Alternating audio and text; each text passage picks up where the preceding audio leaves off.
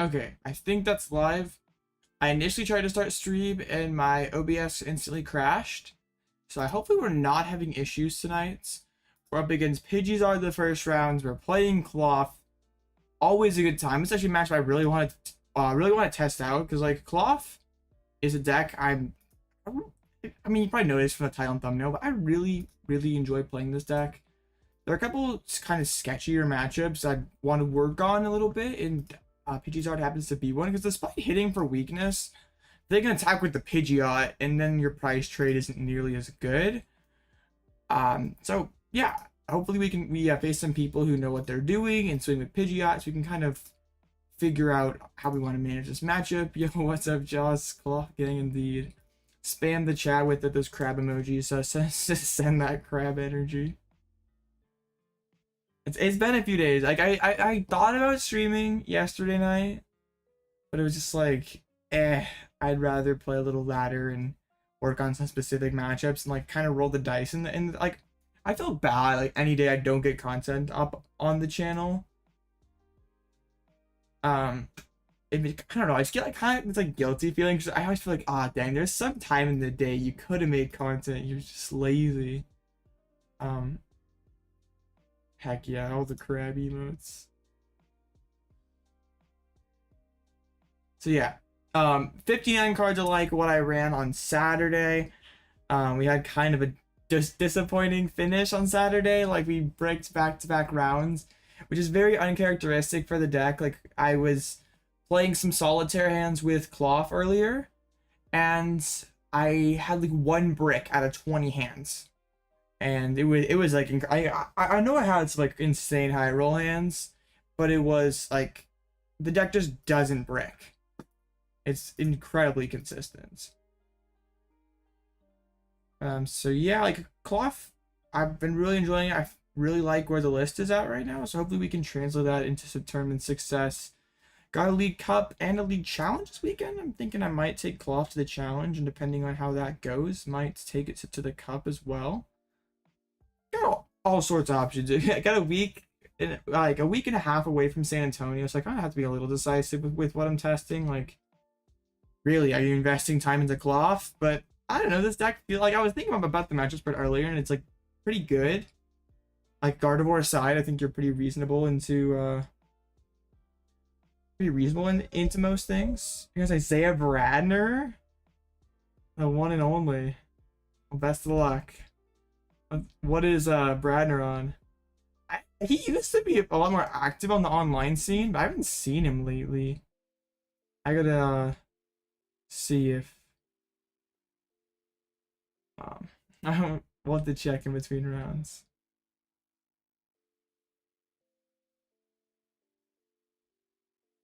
Tina. Oh, didn't he play Tina at Pittsburgh? So that checks out. Okay, their hand sucks. Yo, I'm very close to being able to go boss Charmander T1. Oh, Rope is pretty gas. Okay. I'm gonna go Trode. Is a Squawk? No, Squawk is prize. Okay, I'm not gonna go. Well, I'm gonna do this. Dang. I mean, I still get either Pidgey or Charmander, which is pretty solid. What's up, Magic Rats? Into stream? Nice, Leo. Always nice to see you. Okay, I think I'm gonna get the Tomb just because their hand's probably pretty weak. Oh man, if Squawk were not prized, we would be sitting pretty. I'm gonna play the Escape Rope. He has to give me one of the guys, and depending on what they give me, I'll go with. Like if they give me the Charmander, I just need one card to KO with Electrode. So sounds amazing to me. Deck out did indeed start. All right, we got the knockouts. I think I'm gonna go for another Bidoof. Having double Bibarel was pretty good if they decide to go for like a counter catcher play to kill one of them. So yeah, they're not responding back with Charmander or Charizard next turn. So pretty awesome. And that's what oh no. Debating investing. I mean, Zara's gonna be good as long as it's legal. It's gonna be legal for another couple years. So, yeah, 3 VIPs. That's right. I mean, it's always been good for a long. I know it's like a little on the pricier side, like buying the Zards, but it's gonna be good for years. And it's top 3, top 2 deck in format right now. Like, if I had more time to really learn the matchups, I would probably try to pick up Zard for San Antonio. Like, I was playing Robin Schultz's list from Gdansk, and it feels so smooth. Like, Blocklax matchup aside, I feel like you're not super afraid of anything. Like, Tina, C-PAL would be difficult. I mean, Blocklax, obviously. Gardevoir's probably pretty close, but just, like, the Rotom feels really good. So my friend's probably getting like a research or an Iono or something where it like has to.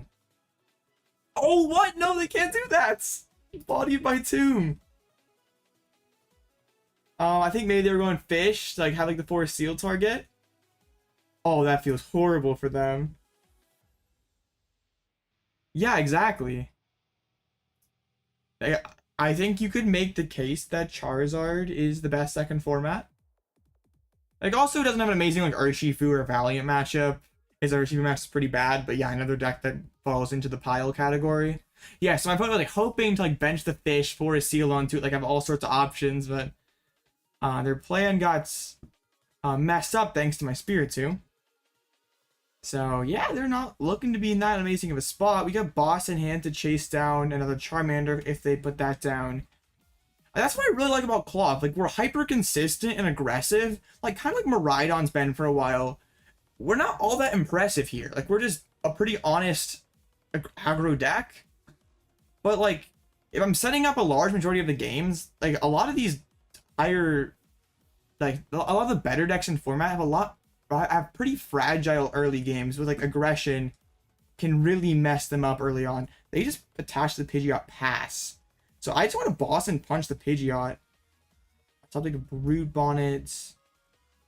Yeah, I just want to hit the Pidgeot, put it into range of on second Electrode attack. I mean, I could Collapse Stadium at the Tomb to +1 card, but I think I want to like maybe collapse the Electrode next turn.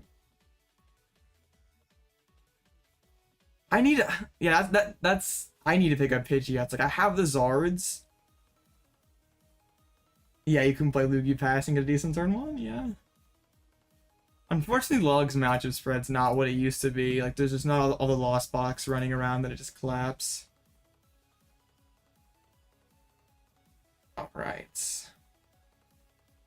Well, they're just going back into the Mew. How is my evening? Oh, it's pretty good. It's never a bad day around here. Got to test a lot this afternoon, figuring some things out for San Antonio. Narrowed it down to like 3 decks. I think I'm likely to play. I got a Cup and Challenge this weekend to sort of like really get my. I hope to have it locked in by the end of Sunday. Like that's the goal here. They're gonna go kill my Bibarel. I think, right? They play Switch maybe. Well, they play a Rogue. They do not play a Switch, so they miss sequence to that. Oops. Yeah, they just play Rope, I give them Tomb. I don't really care. We're lagging a little bit here. Hopefully my computer's kind of hot. Okay, hopefully it's just a little like hiccup on Live's end. They're just trying to stick the barrel for a turn. Town Store off the top. That's boss. I just killed Charmander. Okay. Well, no. I can't do that. I don't have the thing. So that was an oopsies. It's fine, I think. Yeah, and I probably should have held the store for a turn. Thank you. I probably should have held that, but that's okay. But barrel for 1 research. We have pretty good odds of getting where we need to go this turn. I don't like being down this many switches. Alright, we got there. Okay, we do that. I can barrel dig 1 more and try to not play the Forest Steel this turn. I don't know if the charm, actually the charm could matter on the Klawf. Makes so Pidgeot can't knock it out. So I think I will put it there. We'll put barrel +3. Am I down most of my switches though? I have 1. No, I just don't have any left. That is potentially bad news. Okay, I get to hold the Forest Seal. I guess I like if they go boss KO on my Electrode, like fairly likely next turn. Oh, you missed it. This is round 1 Blaziken. They're just kind of struggling in the early goings, and I'm doing Klawf things. So yeah, all is pretty well. So they go KO my Trode with the Zard. That's a pretty decent hand to get there, but knowing that they have Pidgeot, like it's probably happening. I can go boss KO Fish. It's like, how do I find my last 2 prizes without a switch? Town Store doesn't like get them too far. What's up, Dino? Saw you rocking the Klawf lists yesterday nights. In Redacted. My game is kind of not like laggy. I mean, I guess a little bit. Magma Basin. Okay, you don't see that every day in these Zard decks. There's 2 Magma Basin? Questionable. I don't know what that really does for you. Okay. I'm kind of worried about this lag. Hopefully 2-2, unfortunately. Shoot. Please stop lagging.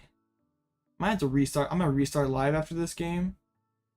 Like, it's a very, very winnable game. I do not want to get screwed over by live freezing. Like, that'd be the worst feeling in the world. So we're gonna get the Trode knocked out. Like, we know that they pocketed the counter catcher. I think Control is a good call for. Do you mean like Snorlax, or is something completely different entirely? Like, if you mean Snorlax stall? I would not be playing Snorlax if I were going to Stuttgart. I don't think it's an amazing play for San Antonio either. Like, if you can find out some way to beat Minior, I don't think it's that bad. Yo, I can attach retreat knockout. But yeah, what do they do? I mean, they got Radzard Iono. Okay, let's be careful then. Let's just boss the fish.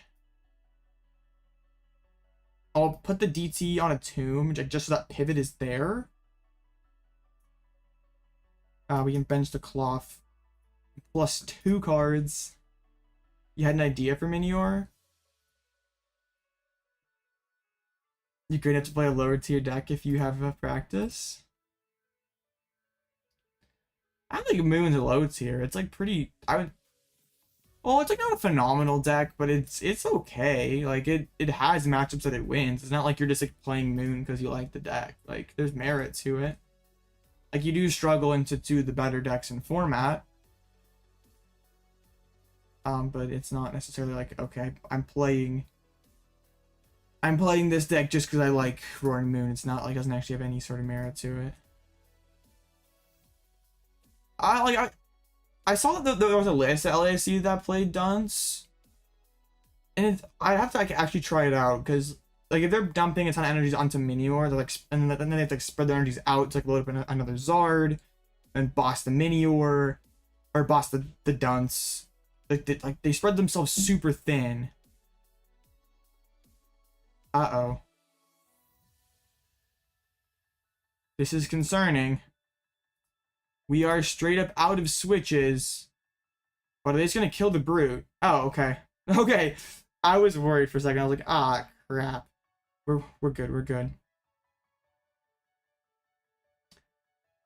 Do I bench the Brute on it then? Because it's the only thing in my deck that gets trapped. I can't go Trode for the game. I don't have the bench space. They have the one. Oh, they're down all their boss, correct? They play 3 boss, 1 counter catch. Okay, good. We don't have to worry about the boss stall play. Oh. Okay. I discarded the other Bonnet earlier in the game. That's right. Okay. Hold up. Let's just Curry guarantee the hit this turn. And let's play an Iono. We can dig with the Bibarel. Oops, I forgot I'd been the other Bonnet. Please don't lag out on me. Please don't do this. Luckily, I've not spent like any curries yet, so even if we don't have Bonnet. I think our main loss conditions lag. This is quite concerning. Okay. Thank you, game. Just please. I won't complain again for a while. Just be nice. Check back in both Brutes. +4. I mean, having the double bib. Pretty good. I mean, I have 0 fear of Gust at this point, so Just get the Bonnet down. Advice on Klawf? Just a minute, Zerg. Like, what specifically have you been struggling with? Like, is it just matchups, draws? Okay, I can get the capsule down. Like, I mean, one of the are you not going second or something? I without knowing, it's like what specifically you've been struggling with. It's kind of hard to give advice. Matchups. Well, I think one big thing against decks like Guardy or I mean, not Charizard, but like specifically Guardian and Lost Box. And Guardy is pretty tough regardless. But using that Electrode for one prize early, like, because you have four DGs, so you have 4 attacks with Klawf, and then you have to take 2 prizes with Electrode somewhere. So somehow you have to like, I like to then use the Electrode in the early game, take a prize, and then try to use Collapsed Stadium to bounce it off the board. Then go 1 prize, 1 prize, 1 prize, 1 prize, and take my last one with Electrode. At least that's like the plan. It doesn't always break out that way, but also it's like relatively easy to attack with Trode early in those matchups. It seems scuffed Blaziken, but like you need to do something for Mini. Okay, this is getting super irritating. My computer's not even that hot. Is this like a glitch right now? Like Iono just like sort of causes the game to hiccup? Yeah, I don't really know Blaziken. Like, and if you do go first, try like against a deck like Moon or Moon, Miraidon kinda. Try not to put a multi-prizer on the board. Just literally try to just have 1 prizer to force him to stay on odd prizes so you can go 2-2-2 and win. Sometimes you can't help it. Like, you need to have the Squawk to get into the game, and that sort of sucks. SVALT, you have to go second. You can't bench Bidoof, so it's not an amazing matchup, but it's certainly winnable if you win the flip. And you gotta get the Sneasler down, the full combo going, but it's pretty winnable. It's just not like free at all. And it can get weird in the late game if they're playing Iono and you can't establish with Bibarel. Like, I'm playing the Bravery Charm in the list now, and that's definitely helpful in that matchup because you could put it on the Bidoof and still be able to establish a Bibarel against them. At least like that's kind of one of its uses. Hey, we won a game that we priced Squawk. That doesn't always happen. That game got a little sketchy. Since we had to burn a lot of bosses and switches early. But hey, that wasn't so bad. It was a matchup I'm sort of concerned about. But hey, we got the dub. So nice. I'm gonna restart live real quick in between rounds here. Because that was bad. I don't like really like in this tournament. There's 0 margin for error to get first place, so don't want to be out here losing 1 round and then we can't get first anymore. That would totally suck. All right, so we won the first round. I already updated standings. Lugia popping up to a 3-0 start. You hate to see it. Oh, I know. Okay, yeah. Lugia. Beating Miraidon, hey. Any sauce with Goldengo? The deck is fraud? The deck seems pretty fraudulent. They're like, was this finish in Malaysia where it got 10th with Goldengo Palkia? But we don't know what the list is. So I can't. I mean, like, 350 person tournament getting 10th place. Pretty decent. But I don't know what they have cooking. So I don't know. Like, it's been pretty fraudulent online in person, but I mean, this isn't like an irrelevant finish. So perhaps there's something here. I don't really know like how you build that deck, so I guess like having Reading Green Jazz an option seems pretty nice. That was like kind of a longer game. That's not bad. We're not frauding, yo. We're not upset about that. So how is this meta looking for me? Gardevoir being the 4th most played deck. I think Cinnabar tomorrow? Potentially. Isn't there maintenance tomorrow for like a bit? So couldn't it get canceled? I don't know, my computer's just kind of messed up. Like my mouse is kind of lagging too. Like my mouse isn't dying. That would be so bad. I haven't plugged it in a while. Body for having a rechargeable mouse. Hold up.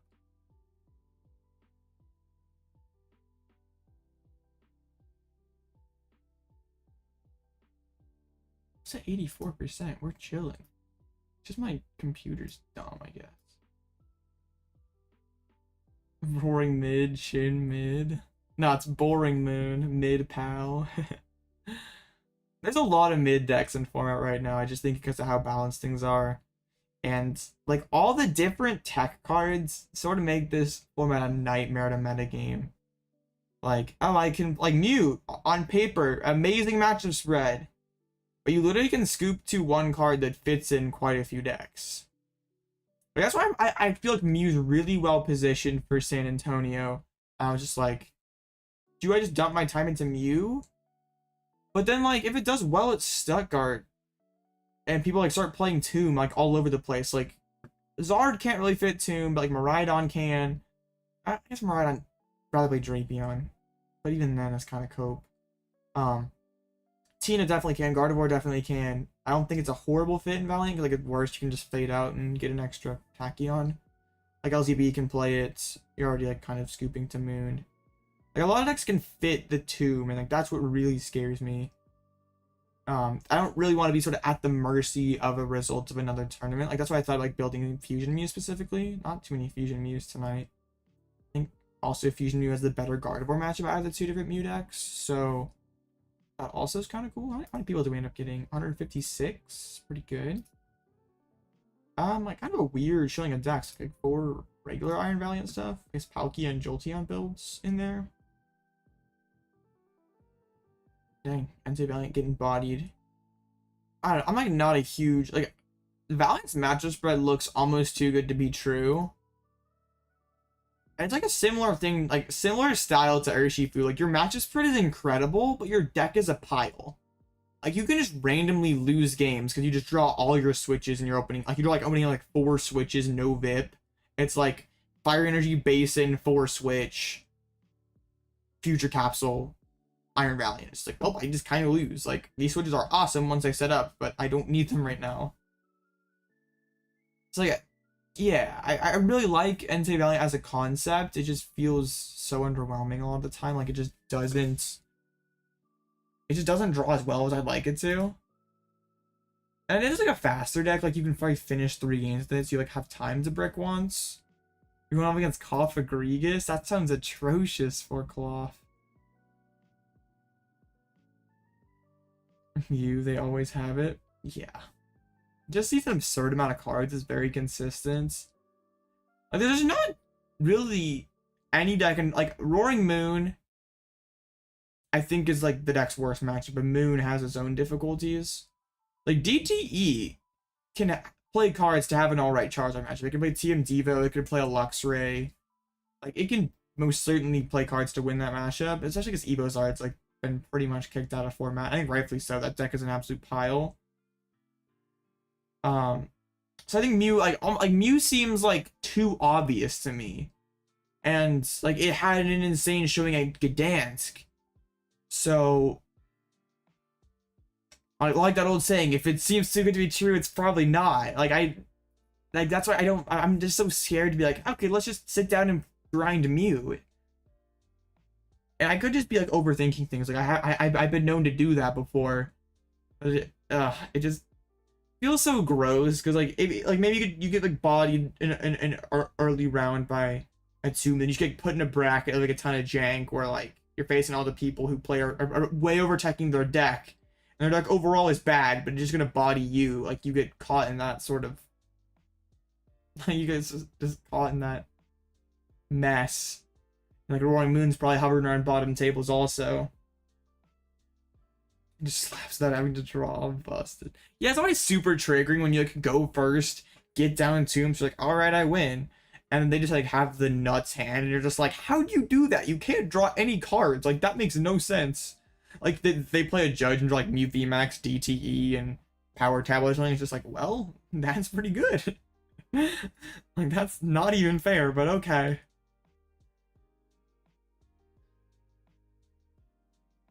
So yeah, I would normally like in a format this balanced, I like to go like be able to see the results of like the closest regional and sort of shape my pick off of that. But with it like, with Stuttgart being a week before San Antonio, I don't really feel good about like picking a deck like with so little time to test.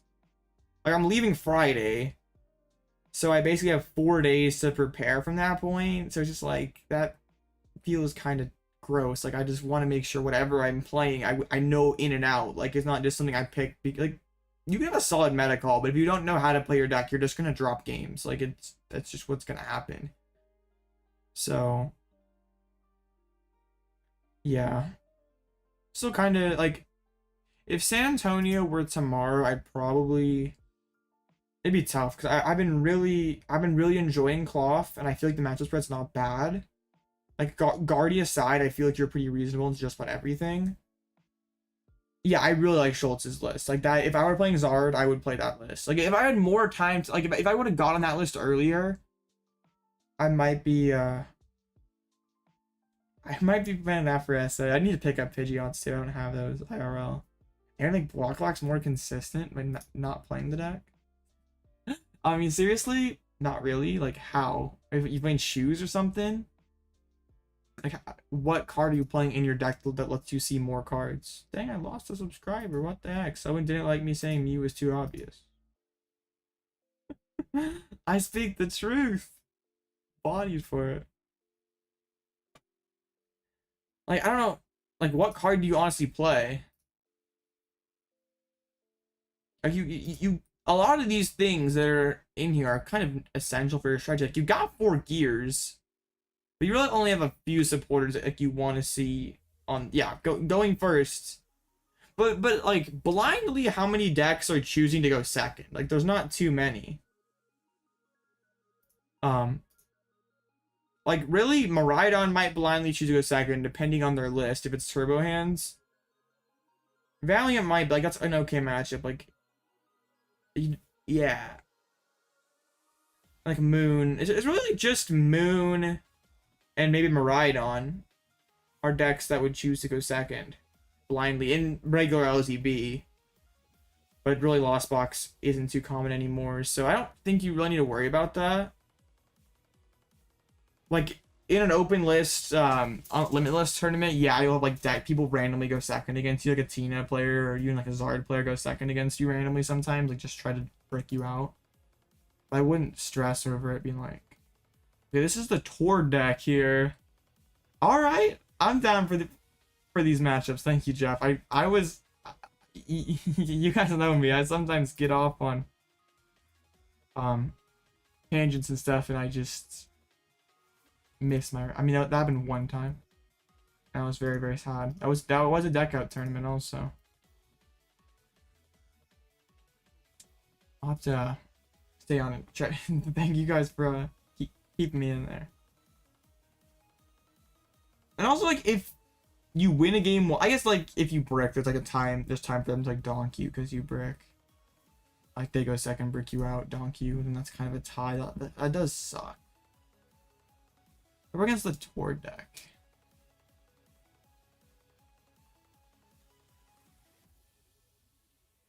So, yeah, I want to go second against this. The Palkia V-Star is what really is annoying. Like, everything else, like, I don't really care if they attack with Iron Hands. It's a 2-for-2 trade. It doesn't really bother me at all. Actually, they're not playing towards exact 60. They cut a Pokestop for a Lost Vacuum. And they cut a Gear and a Nest. Okay, I don't like what they've done with this list, honestly. Like, let's take out good cards and put in cards that are sometimes, not always good.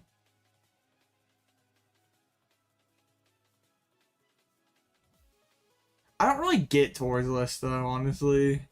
Like, Palkia seems so underwhelming. Like, surely if you just want something that beats, like, no vacuum. I can show the list afterwards. It's like 4 cards off towards, but they like are cutting good cards. Like cutting Nest and Gear and Pokestop, like things that help you get into the game for cards that are like mid. Like playing Vacuum when you play 1 trigger seems so bad. Like I know you can like yeet one of my stadiums or tools or something, but like you're not forced seal to pick it out either. You just gotta high roll that back. Like one of the biggest issues I have with Tord's list is like the matches Palkia is best in. When are you finding it? You play no Ultra Ball, no Forest Seal Stone, so you're really just gonna high roll Palk. Like it seems so silly. I was playing 4 Nest Ball. I did at least play 1 Ultra Ball. I don't know. It just feels so like. I mean, good on him. He did incredibly well with an off the wall deck. I feel like some of my Lost Box piles make more sense. Okay, my opponent making me go first, not ideal.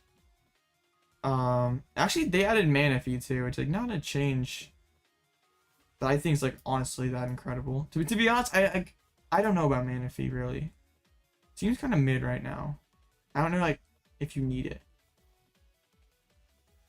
it. Like if you're playing like Gardevoir, obviously I feel like it's probably fine, but in a lot of other decks, I don't know if you really need it. So I want to get this down. I get the Trode down with Nest Ball DT pass. Like I could Squawk here, but I have an okay hand already, so I don't really want to put that 2 prize liability in play. My computer's still like, does the gameplay seem choppy to you guys?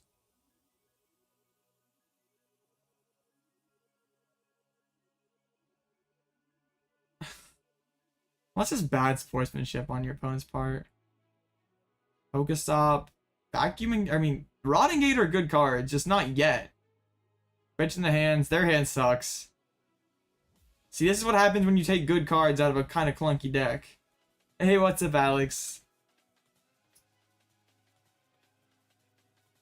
Yeah, like early my game was working fine. My computer's kind of warm. It's kind of choppy here. I don't like want to lose. Okay, my opponent's hand just absolutely is awful. That is wonderful. So we play Iono right now. We're not playing Iono. Sorry, buddy. I don't need this. I don't know. Sneeze could be good to chase a PAL. I don't really need too much else on the bench. Maybe it's just me then. Oh, we all of us. Yo, we can reach the Iron Hands actually. That's worth it. I think. Yeah, we totally do that. What do they do about it? Rewarded for benching Sneasler? Let's go. Curry. We get Nest Ball for the Jirachi, just a thin. That feels fine. Even though they're like not super dedicated into Sableye. Alright, boom.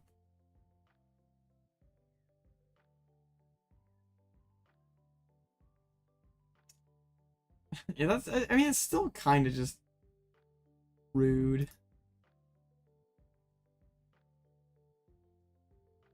He's overheating. I might want to get it checked out. Well, like, usually it doesn't overheat on stream. Like, it has before in the past, but it's usually not too bad. And, okay, Gear just whiffs. It's gonna be a scoop. They didn't want to stop first and thin. Hey, they found some stuff. There goes Palk, though. Ooh.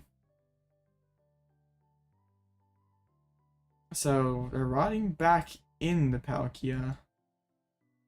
I don't know about the sequencing for my opponent either. Like, you want to Comfy and Flower Select into a Colress, right? Like, you don't want to put the Palkia down. You don't want to draw into Palkia. Like, you can wait till the end of your turn to play the Super Rod. I just don't think that this makes a ton of sense. Yeah. Yeah, the spicy curry just totally torching my computer.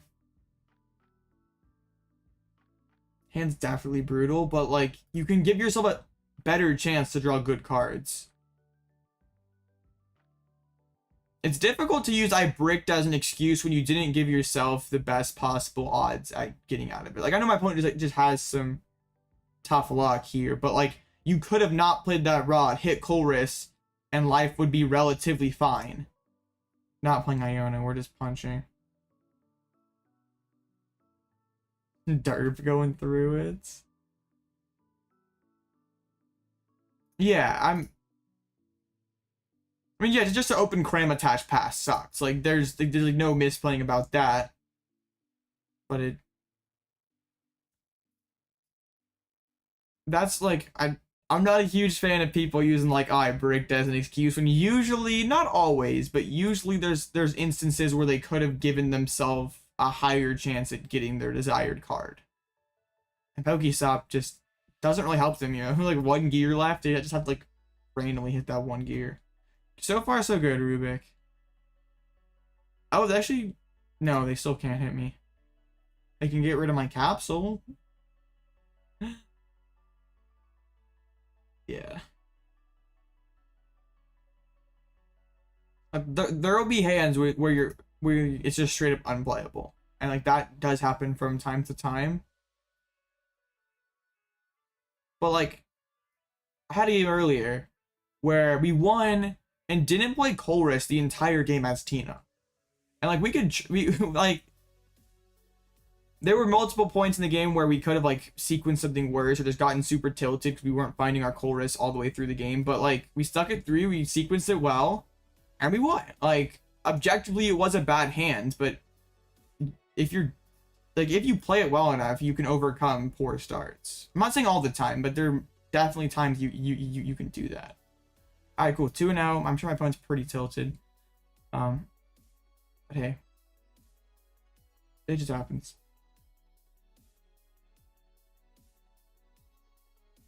Get back at him after that stop. So quick dub there.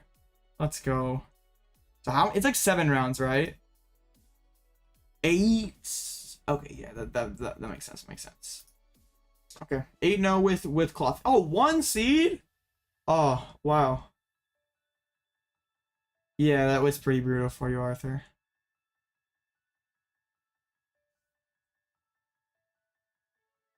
Any block lessons, Tony? There's a few. There's like 4, I think.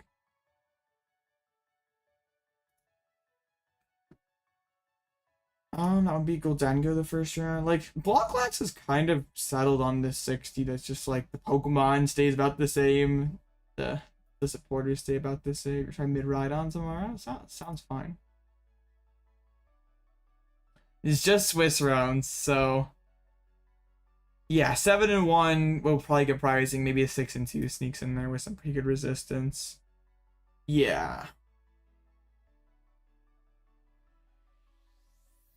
There used to be the one that they had on Thursday night that would have cut and offered store credit and stuff. But yeah, the one on Monday only has 8 rounds usually in top cut. Logos confirmed VDIF. It's hard to be VDIF when there's one card that everyone can play that sort of beats you. Oh, that's spooky. There's Snorlax Stall and Snorlax. And also, sometimes like, if you just sit across a player who knows how to play Snorlax or play against Snorlax, you can just never beat them. Like, it's a matchup that like is not unfavored for you, but they know what you're trying to do, like know how to play against you, and you're just very little like outplay potential. Like, okay, I'm gonna counter catch. Like, if they just don't bench Pokemon, and like Iono their Pokemon out of their hands, so you can't Erica and stuff. Like,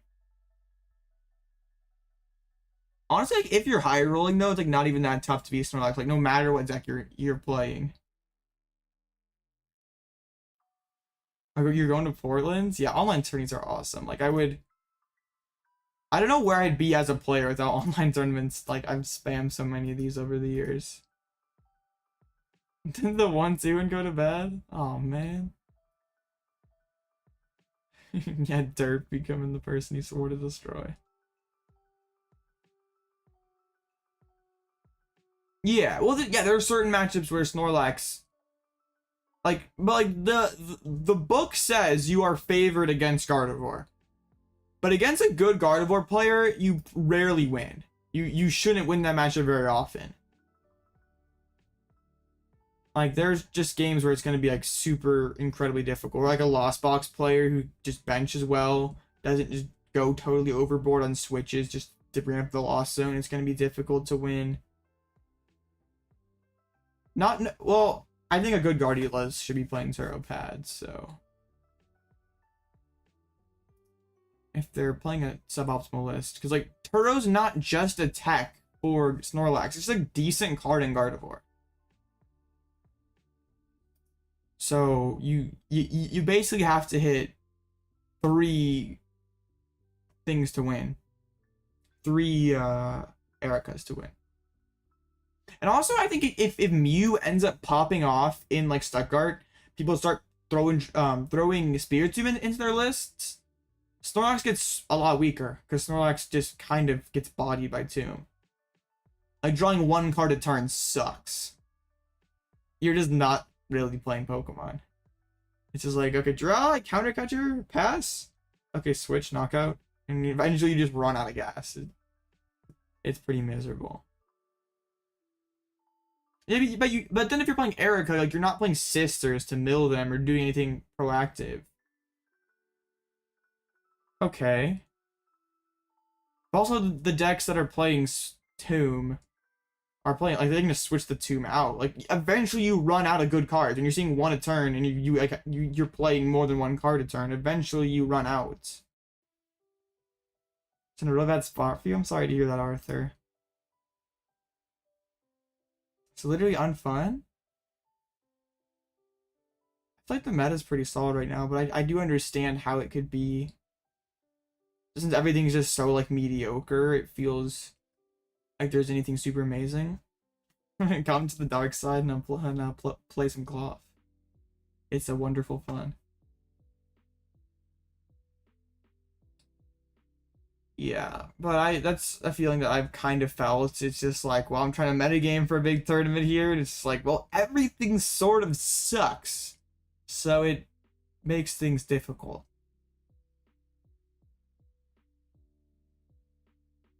That thing is working.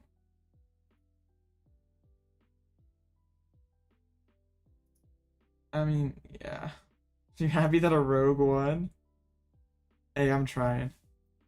Yeah, it's not easy to be a rogue deck player right now. Just like a lot of, with like so many decent decks in format, like there's just so much that you have to beat, and that's just tough. I mean, I think Tina's pretty solid. Especially, I can definitely see a Guardians dropping Jirachi to make sure they have Turo Pad in their list, to make sure that they, like, if Guardy has, I don't know, if Mew has a big showing, I think Mew moves up on the totem pole, like, ahead of Snorlax stalls. Like, I'm playing a tech card. I'm attacking for, I'm not playing Jirachi, I'm playing Tomb. So then you're like, okay, well, Tina feels kind of good here now. I feel like in a way, Tina is an inconsistent deck, but the more I've played it lately, the more I feel like they're just kind of cope in a lot of ways. Like, they're like, the deck has just such insane comeback potential. Like, you can sit there in Abyss Seeking for 2 turns, and like, oh sure, you knock me out. Like, okay, I can go.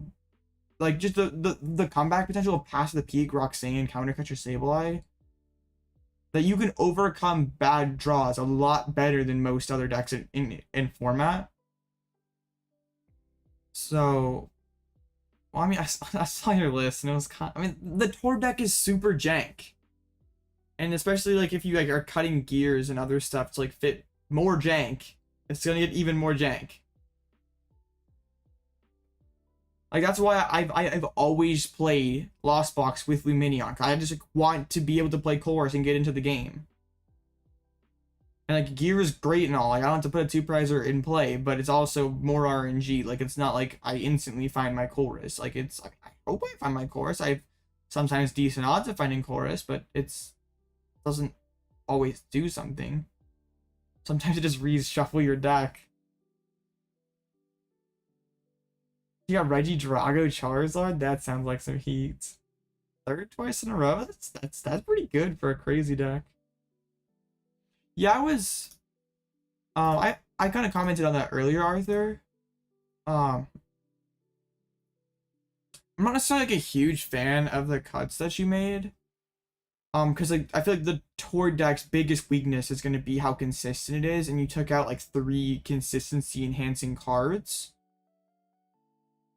So I'm not like a huge fan of that. I feel like Lost Vacuum's pretty underpowered when you only have one way to activate it. Like I know it like sucks when they just like hands you turn 1, you feel like you have no option for that because you're just like, well, I don't have vacuums ramp to loss in or anything. But like, not only is this vacuum gonna be incredibly hard to find that moment that it's useful, but also you only have one way to like super like ramp your loss in yourself. Oh, you only one place up IRL. Okay, okay. Also, I feel like the Palkia is just so hard to find in this deck. Like, there's no doubt that it's powerful against something like an Iron Valiant Entei, but just having no Forest Seal or no Ultra Ball means you just gotta find it. Oh, that sucks. That's pretty horrible. And also, like, I was like having this debate the other day over Manaphy. And like, what decks and format attack your bench? We got Chin PAL, which is like sort of on the fringe. We have Giratina, who's usually not doing it till turn 3, turn 4, like, or turn 2, very rarely, usually around that turn 3 mark. Like that's about it. Like regular Lost Box kind of doesn't really exist right now. Like yeah, there is the Tour deck. So like by turn 3, I should have Iron Hands online, right? So if you go as a Tina player and go like Moonlight my two Comfies, I just go like I already amped you one time, so are you just gonna go take my 2 Comfies? Fine, I'll just amp you again and take 2 more prizes. Like I don't mind that 2 for 2 trade. Like I can just finish with Moon from that point. Yeah, it's tough to be off meta right now though. Like as I'm someone who really likes to play anti-meta decks, and it feels incredibly difficult to do so right now.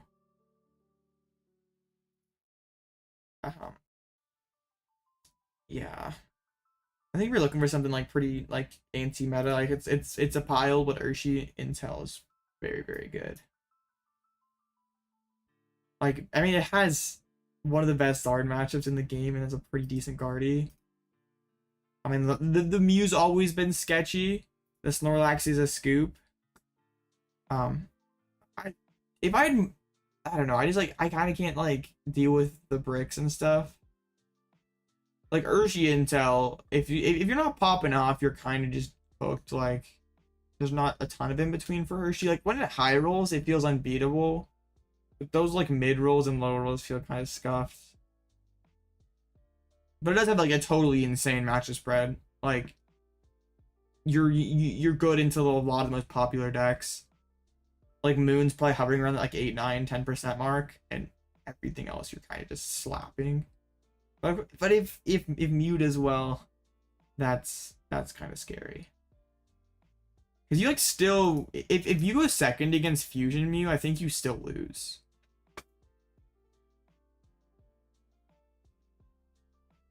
Tragically, like they just get all their fusion energies employ on their Genesects and then just use Melodious Echo over and over again.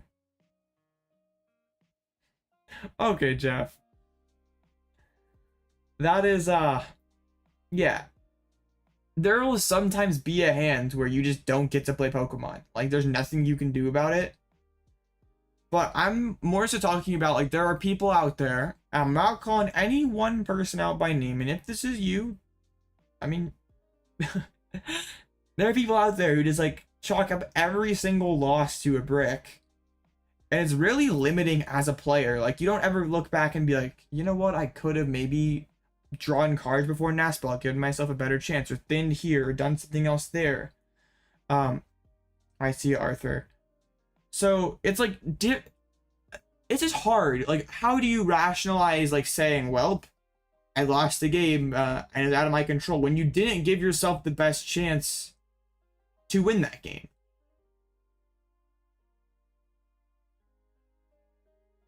and like also that's not just when you sit down at the table and draw your cards. It also goes back to deck building. Like, are you playing cards that are like unnecessary in your deck that are hampering your consistency? Like, it's not just like, well, I missequenced his hand or something. It's like, well, am I truly getting as much value out of my 60 cards as I possibly can? Because a lot of the time you can like sort of circle back to that, like, well, I didn't max out on counts here. I'm playing this tech card that's not very good.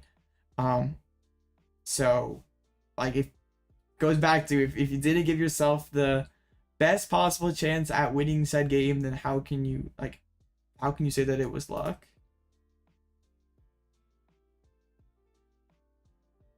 Well, like I said, there's gonna be those games. Like, I had that was Saturday night. I had that hands where I opened Tomb. It was like Tomb, Klawf, draw, pass, like 4 straight turns. Like that, those games happen. And I'm not saying that stuff does not happen, but a lot of the time, and more than those people like to admit, it can go back to deck building or sequencing. That, like, you see people complain about hands, and it's like, well, I could have, like, that hand's playable. Like, I would not have complained about that. Like, oh, this is such a brick. Like, I've already lost. It's like, bro, chill out. Like, it's a fine hand. Like, it's workable. Is it incredible? No, but it's something that you can work with.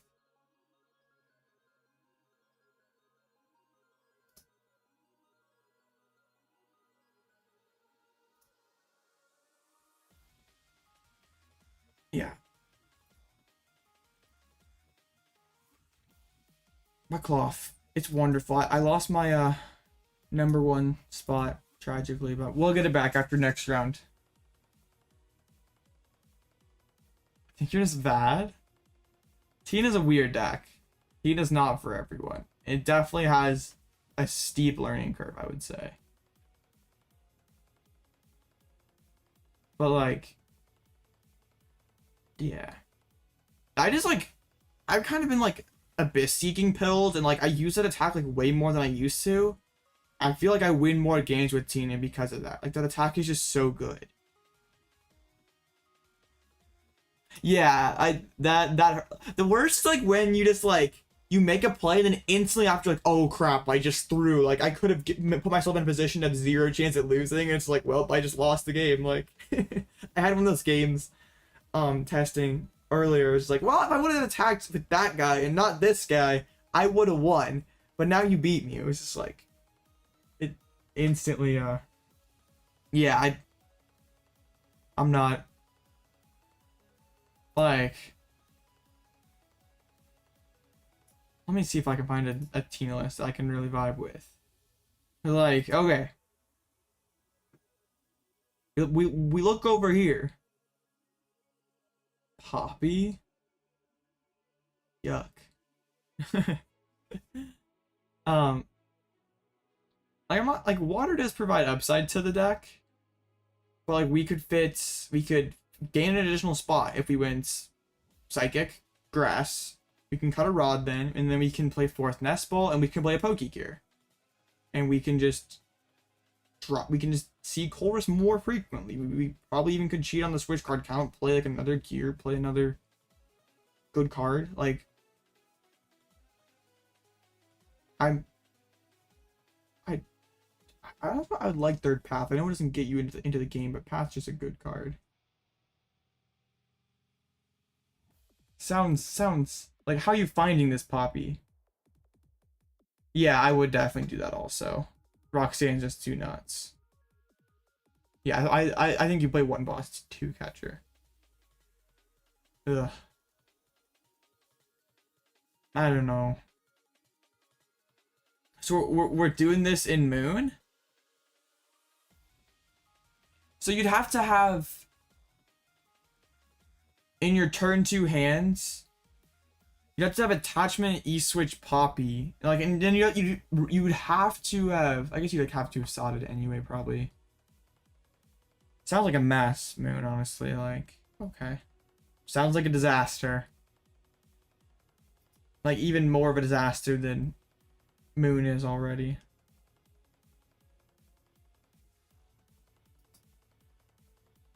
I just feel like the hands build is just kind of goofy. turn 2 hands going second, like, isn't even that good against Gardevoir. Like, if they, like, assuming that they Mirage stepped, they just instantly answer back for 2 prizes. And just like, well, I invested all that into that just for a 2-for-2 trade. Like, that kind of sucks.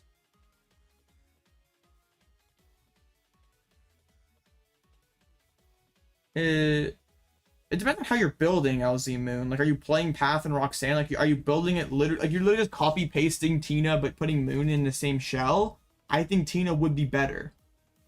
But I probably wouldn't play Moon with Paths and all that extra stuff. Like, I would, like, I think LZ Moon is a viable line. Just, like, you don't even need to, like, really respect Jirachi. Like, I could just jump 2 prizes ahead of Guardy. Like, they can't box me out with Big Guardy because I just have Moon that just one-shots them. But I can keep up in the price trade pretty well. Like, usually Lost Box jumps out to that big lead. But now with Jirachi, like, just struggles to finish games so badly when your opponent puts Big Guardy in the active spot. So I've thought and experimented with Lost Moon. I haven't found a list I'm like super happy about. But I'd probably build it kind of like Turbo Lost Box. I hate playing EXs in Turbo. It feels so awful. Like, you sort of like have to go without Forest Seal. But if you're not playing Forest Seal, then you're not playing, like, you can't reliably play Vacuum. And if you're not reliably playing Vacuum, you're not Turbo. So it's like, there has to be an optimal balance somewhere.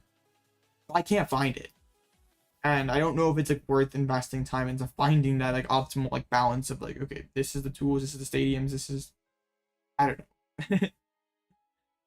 I tried Moltres Roaring Moon, like Baby Moltres Roaring Moon Lost Box. It was pretty clunk. I tried Kyogre Moon. It was even worse. I was like, okay, we can play Kyogre here. Like, Moon one-shots the big stuff. Ogre takes 4 against Valiance. Miraidon, we're chilling. But the deck's a pile.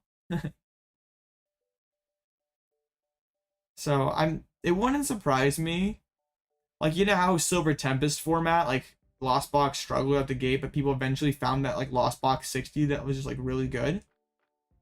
I think it kind of feels the same way this format. Like, once we sort of like everything levels out and we figure out where everything like works this format, I think, and like then it's just hard for Lost Box to like nail the perfect Lost Box 60 for a weekend when things have been like sort of all over the place. Also, all the Guardians playing Jirachi is just like, well, this sucks. I think the recurring problem I've had is just like, okay, how's it going? It's going well so far. It's 2-0. We're chilling. I just like Lost Box margin for error this format. It's just like, before you could basically not play Pokemon for like 3 turns against Miraidon and you still were fine, or for 2 turns against Miraidon and you still were fine. Like, you could just like afford to spit, and now you can't like afford to spit ever in that matchup, or Lost Mine ever in that matchup. And like now Valiant exists, and that's troublesome. Like, your Guardian matchup like is probably unfavored now, which is not amazing. Your Zard matchup was never great. And in fact, it's like, and I guess they're not really playing Turo anymore, so it's like just still not like, I don't want to play Devo. It's like impossible to find. So yeah, you have like question marks into all 3 of the top decks in format. So it's hard to be a Lost Box spammer right now. No, that deck was horrible, Rubik. But yeah, it's number 1. I just realized that I won round 2. That never happens. Wow, I like really defeated round 2 these last few days. Hopefully it doesn't come back to bite me. Oh, what the heck? Oh, never mind. I'm crying. I was like, wait, what? I didn't remember playing in that tournament. I did. Never mind. That was my dumbest tournament run ever. This deck is actually garbage. This deck is horrible. But hey, I think, well, okay, the Lycanroc package sucks. But people weren't playing Pidgeysard yet. People were playing Evozard, and like Evozard is bad, so we could body that. Well, not that Evozard's bad. It's just like it's just not even close to Pidgeysard in overall strength. I don't even care if Path is ultra meta. Pidgey or Evo's art is a pile. It is like, I hate having to play Arven as a supporter. If I ever have the excuse not to play Arven, I'm going to take it. Like, I will only free pass it in like a one of in Miraidon because it just is like nice to rip. And I'll play it in Pidgey's art because at least I can like cherry pick the exact pieces that I need. But like in Evo's art, I don't get to pick the exact cards I want. Like an Arven for something like Catcher's kind of cool. Like Arven reads boss like one time, and then after that, I'm like drawing 2 cards with Bibarel, and like a lot of time I'm just like Arven for Defiance Band and an Ultra Ball or something. Yeah, but I'm talking about like Pidgey's art. Pidgey's art just feels so much better because like Pidgey, like you don't necessarily have to play Arven. Like after you've established that Pidgey, like you can just find your boss to your Iono every single turn, and you can just like go around Arven. Like you don't have that luxury with Bibarel when you're just like drawing 2 random cards, or 3 random cards. It just feels so much worse. So what do we have doing well so far? Klawf, this is a band of misfits at the top. Klawf Electrode, Arczard, Arc Drago. I get kind of bodied up by, well, if they get like set up Noivern, I get kind of bodied up by that. Miraidon without a Flappy next to it. Alright, so it's Kyle. Urshi, Intel. Uh-oh. This is not a matchup I'm thrilled about. I think if I can go second, their deck's a pile. I roll them with an early Trode. Drago went 2-0. Is that you? Or are you just hyped to see a Drago doing well? I like Drago. Oh crap. Did I not copy down their screen name? Okay, good. They sent it to me. I'm like probably one of the top. Oh, here's hyped. Okay. We'll check out the list afterwards, more up close. Like, I'm probably one of the world's top Regidrago fans in just terms of how cool that card is. It's just like there's always something wrong with it. It's just like there's some sort of clunk. Yeah, you kind of have to be a little delusional to believe in Drago, though. Like, the deck's like an absolute pile, but like those like 2 out of 5 games where it clicks, bro, it feels insane. But like, yeah, it's a pile. I'm playing Arc doesn't nearly feel as good as just playing it by itself, because like Noivern Path turn 2 is broken, but you're gonna like turn 3 is Arc Drago. It's like still usually like okay. It's just like not nearly as strong, like because turn 3 they'd probably set up a little bit. I like, there was a point where I was like, okay, Arc Drago seems pretty cool here. Like I messed around with it like quite a bit. Deck's just a mess. And it was like not beating Zard very often, so it's just like, well, I'm not beating Zard. Like Guardy seemed pretty good because like you just go Path, Noivern spam, and as long as you set up 2 Dragos, I instantly had Path to, like, cause they're playing like 1 vacuum right now. All right, I'm assuming they're gonna make me go. I don't know. I think people are weird and they like choose to go second against me. Not saying that's weird. It's just never what they would do in a tournament. Okay, they're gonna go first. Let's just pop off and hit the turn 1 Trode. That is disgusting. Can I get a Yo, if I top like VIP Pass, 0 complaints out of me. Mulligans. 1. Wait, Psychic Energy? What? What is that for? Outdo attack with Alakazam. What? Oh, we do Nest Ball. We're chilling. What the heck, though? Psychic to attack with the Alakazam? Hold up. Is bro cooking? I don't think so. Yeah, that takes 2 turns. Like, surely that's like never consistent. It's like they can see it coming. Like, you put 1 in, I guess in closed list, it's probably better. Hit the VIP. I mean, they squawked. It was bound to happen, but that was kind of a painful opening bin. Like, these online tourneys, there's always some sort of crazy stuff going on. Like, it's never a normal day. I actually want to take 2 prizes next turn. Like, no matter That's kind of block locks? I guess. That must be true. Yeah, you're right. You could swing with the draw. Or yeah. Like, Billy still gets trapped, but he has 20 a turn. You eventually could grind them out. Yo, that's the tech. Don't play Mini or play the one of Psychic. They would never see that coming and close list. Like, you steal a game, you're just like, oh, you got one Lax in play? Mind Ruler knockout, and they can't really play down their hands at all. Energy to Urshi. Gonna pass. Bidoof off the top. Alright, we're cooking. As long as I didn't prize quad VIP. We did not. Only one curry prized. I'm gonna rope first and just see what they give me before I tip my hands. Cause I'm gonna go for a seal. VIP. Patch. Bench. Go. What's that dang Pepe? They probably give me the Bailey, honestly. Imagine they give me the Urshi and I just like one hit it. Does he respect the Trode or not? This is like a fairly easy choice, I feel. Like, I know it's like not. Yo, you're gonna be Intel? Alright. We're chilling.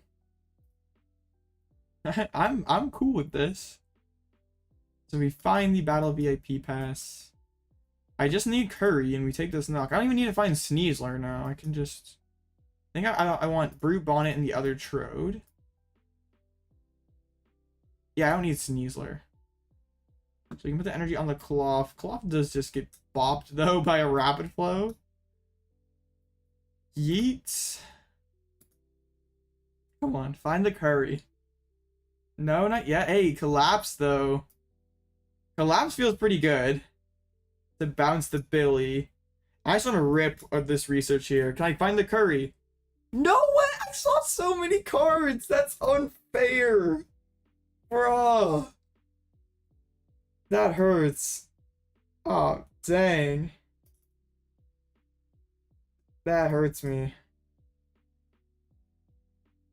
Life's just not fair. I mean, hitting for 110 still feels okay. It just feels like such a miss. Dang, bro. I had 3 Curries in deck. We dug 13 cards. Opening 7, plus we saw 20 cards. Couldn't get there. Rip. These are like one intel in play. They're like not super hardcore threatening Bidoof. Am I sure I'm playing Curries? I saw I priced 1. Urshi VMAX. I guess like Rapid Flow on both Trodes would be kind of annoying. Karina for 5. They don't have a Rem Raid in play, so they're gonna have to draw a pretty gas hand. Now they got Rem Raid. Oh, I'm so tilted. That was such a miss. Like, what are they doing if I'm killing this intel? I mean, they still might not have it. Like, they would need to find Tower DT or Tower Rapid Strike Energy. We know they didn't have either of those prior to the Karina, so they'd have to draw 5. Basically 2 out of 5 gas cards. Do I evolve the Bidoof, honestly? Like, he's safe as a Bidoof. And there's only 1 intel in play, so it's just like, do I let it? I don't need the cards right now. Top boss? Of course, there you are. I don't need you anymore. I'm just gonna swing. I don't want to give him Bibarel. I'm not giving them Town Store. Come on, deck. The deck just like flipping me off. Like, oh yeah, Blitzel, you wanted the knockout? Here you go. I see you, deck. And another Curry. They're just like flexing all over me. They're just like, haha. You thought you were playing a good deck? You thought, buddy. I'm crying inside. It's just pain. They don't play Vac, do they? Vac would be tragic. Yeah, they don't. They have to like really try hard to kill my Brute. And they have no intels in play. 1 bench spot. And then like the Octo is kind of backlogged. Like there's a lot. Feels kind of weird losing the Bib. Okay, busted deck. I still don't think I ever evolved the bib. Like, I don't want to give them that value when, like, I'm getting Iono spam throughout the rest of this game. Actually, they have, like, 2? Nice. So we don't have to worry about Iono for the rest of this game. Yay. That's cool with me. I bet they flow both of my Trodes. Energy to... What? Use to discard all energies. That does nothing. Kill the Klawf. Okay, I don't really care, honestly. I probably should ping this Trode so I can't, like, curry and heal some. The Brute Bonnet, actually. Okay. And that feels so bad. Like, why would you do that? Like, waste the... Not complaining. No complaints.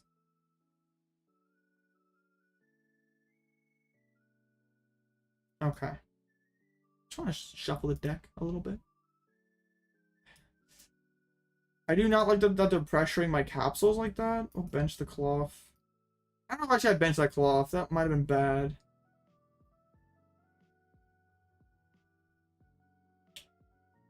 Punch. I'm not giving you Town Store. Your hand's going to be pretty epic. It's like Rapid Flow again. And then even if you do, like, you take 2 prizes on me, I'm just going to be like, okay, Iono. And you're down to 3 cards in hand, no other Urshi in play. Staying burned is fine with me. Actually, it doesn't matter because, like, the 2 poison ticks.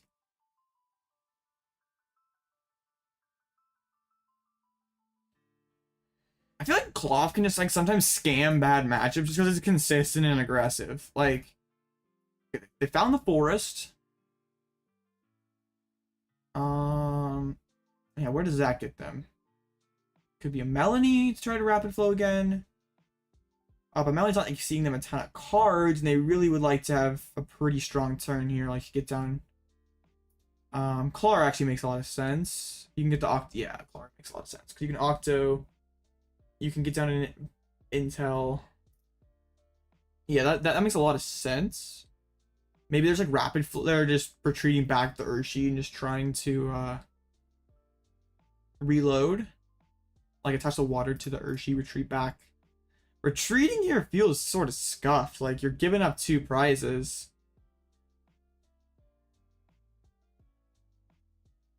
And now I can freely drop Town Store. Like, they've already used the forest, so... I mean, they can find Devo. Not that that really matters. Alright, they took my stadium away. How rude of them. Yeah, I bet they put the DTE here... Not DTE, for... whatever it's called. Rapid Strike Energy. I know Pokemon cards. Okay, they're gonna retreat back to the Remoraid. The prize map's still fine here. Like, I KO Remoraid, KO Urshi, and we win. So, I don't really care. I think it's like Turo. Like, if they put the Rapid Strike here, like, that's a tell that they have Turo in hand, I think. So we would want to play Iono. I mean, top deck boss is just straight up nuts. And we haven't played it. We have not seen a boss yet. So... Okay, they're... Yeah, Rope is pretty good. You are correct.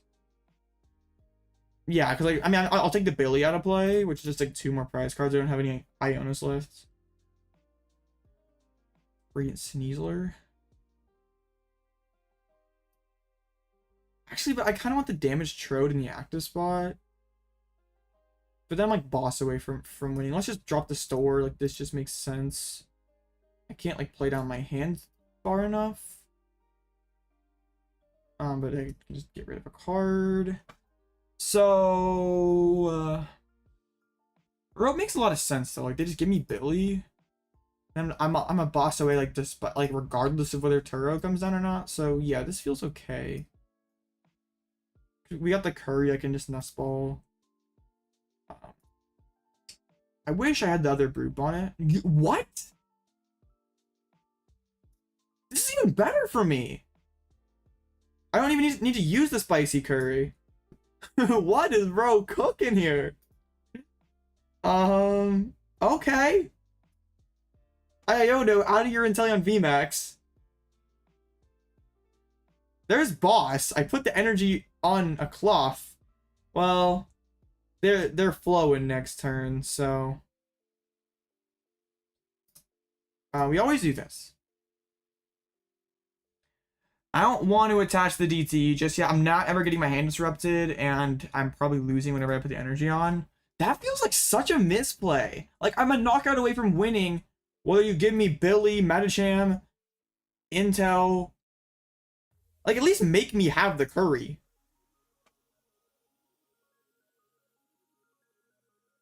But, like, now there's so many more cards you have to find off the Iono. Like, Artillery just guarantees you, like, a draw support at least. Like, that's Karina. Like, I think my opponent, like, thinks that makes me have to take 2 knockouts to win this game. Like, okay, I give him the single prizer, then he has to go, like, knockout. Like, I have to take 2 knockouts. And, like, that works if he has Turo Intel VMAX swing. Like, that would be a great play. I mean, I'm hoping, because I played the Iono, like, that just does not exist. It'd be hard to have the Turo without the Forest Seal. If this VMAX is not damaged, I 1000% get that play, because then I'm still 2 knockouts away from winning. But I'm not. At least, like, make me have the curry.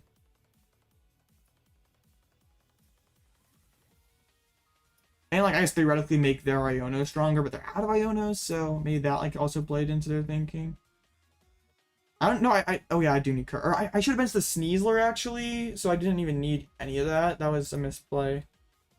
Yeah, Sneasler should have definitely hit the bench. But, like, if they just whiff Rapid Strike energy, or just Tower... They hit the Turo. That was an incredible find. But now they're down 2 Rapid Strike energies. We know one of those cards in hand is a VMAX. Do I just boss Remoraid here? I still have 3 boss left. Try to cut off that. I'll just punch the Intel. We know their hand sucks. Oh, that's interesting. Like, taking prize cards is good, but also, how many Karinas do they play? They played 2, and they've only spent 1. I'm gonna boss the Remoraid. I literally just criticized them for taking a bad prize map, and then here we are. All out hypocrisy. Okay. I don't mind this, just having the pivot. Do I want to shuffle the deck? I don't think I had anything really in that hand worth drawing.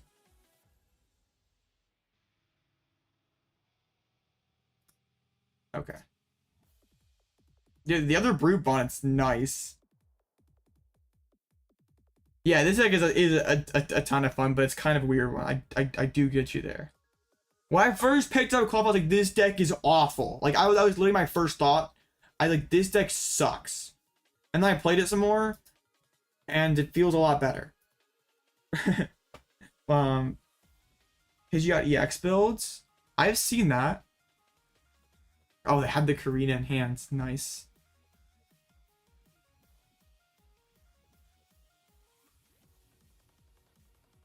Doesn't sound too bad. They finally hit their first double gunner of the game. Start picking on my Brute Bonnet. Benching the Tomb, though, bench locks them out of Alakazam. So I think I want to try to get Jirachi down next turn. Like, I just rip the research. But like binning the other Brute Bonnet and Rod is pretty sketchy. They're just gonna slap me.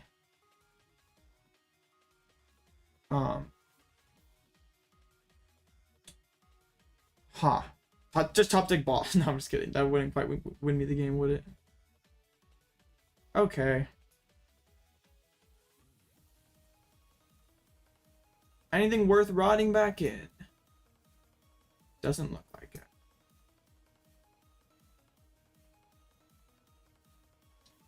So does double curry ever make sense? Like, does that ever... I mean, okay. I mean, always... I think we do. They just, like, smack the heck out of him.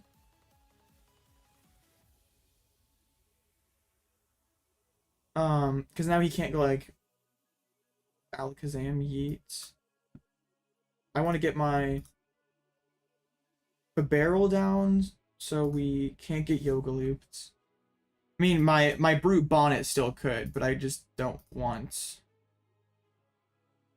I want to switch off of this, please. No. How many switches do I have left? I should have like. Oh, they're all gone. I'm straight up out of them. No, do I have the other DTE in deck? Like, that's an important one. It is. Okay.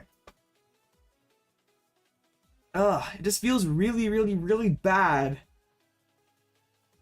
Well, like they're killing Bib and active, right? They're not going for the Klawf, and they don't have disruption. I just smacked them. There's no Turo left. I'm thinking Klawf for game next turn. And at least this makes it so they can't yoga the active.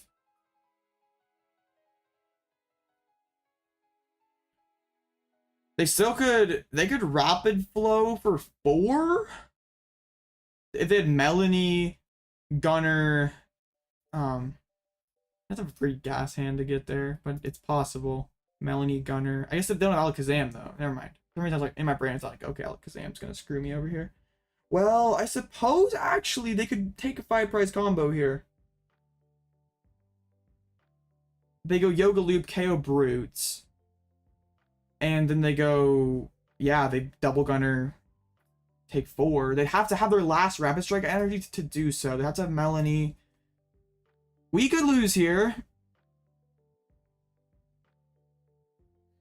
Let's see what they end up going for. Like, I have game in hands. Yeah, that obviously is going to happen. But they have to have an insane hand to pull off this rapid flow play on the next turn. They'd have to find the other retrieval. Oh, the Melody is a start. Just basically, can they find that last water energy? Oof. It is a big ask. Like you basically have to, but like playing the Melanie that turn certainly helps. Oof, that is not great. Sorry to hear that. I mean, yeah, if they have, there's the double Gunner. So if they have their last Rapid Strike energy, we do actually lose this game. Body preventing that second Trode early in there. Like, if we don't do that, like this is a Klawf or something, we're fine. Yeah, they just had it. Dang. I think I misplayed when I went after the Remoraid. I just was sort of guessing that I made the educated guess that their hand sucked. And we got bodied for it. Like, they instantly had Karina. And they drew their Rapid Strike energy. They like, killing the artillery basically did nothing. But if I punch the active, that I don't have boss for the back-to-back turns. Matchup feels super tough for me. We made it a game. Yeah, we sort of gambled there when we took out the Remoraid that, like, okay, this is just going to kill their setup, and they had to pretty much drop perfectly from that point forward, and they did. So it's just, I guess in hindsight we should have hit the Inteleon. I don't know what my hand was. I don't think I was like too well prepared though if my active Electrode got knocked out. Like if they go Steel Thrust. Dang, that was tough.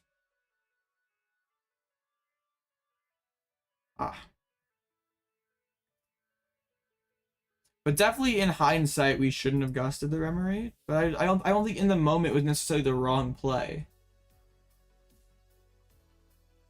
Yeah. It's not a great matchup for Klawf, but it's most certainly, like, yeah, it's winnable for sure, because, like, I'm fast and like, if I hit that turn 1 Inteleon knockout, the whole game is different. I'm a turn farther ahead there. Like, just missing in that moment sort of, like, it pushes back a step.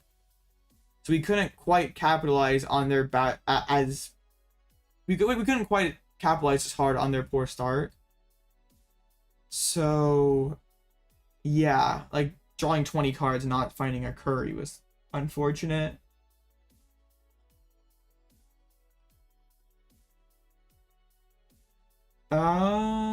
I cut Thornton for a Bravery Charm, which the charm was prized, wasn't it? Yeah, I never even saw it.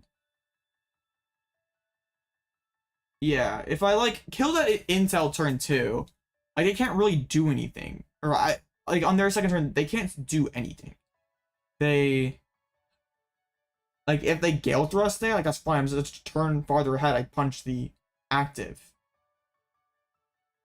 So yeah, everything would have been one turn quicker. They were still out of Ionos. Like we probably convincingly win that game. The charm is pretty much for the Lost Box matchup. Like we can put it on the Jirachi to put it out of Radiant Greninja range. Also can go on an active Klawf against the Pidgeysard matchup. So they they have to vacuum to take out that Klawf early in the game instead of like saving their Vax to KO Brute Bonnets. It also can make it so a Klawf can't get amped in the Rhydon matchups. If you do somehow fall behind, like you lose a flip, they get to turn on amp. Like if you can respond back with Charmed Klawf, like they can't amp that again really. So, and like also it's probably like niche on Electrode in some spots, but it's like kind of hard because you're having Forest Seal on Trode most of the time. And I guess like in hindsight there, like I could have like not benched the second Trode, but I was like still like thinning. Like I think I made all the right plays there. Just missed. Like unfortunately I don't think I really like misplayed that game at all. It's just missing the curry and they Arc Lugia. I don't know if I like this. This is a massive Lugia deck. So we're probably okay. Interesting.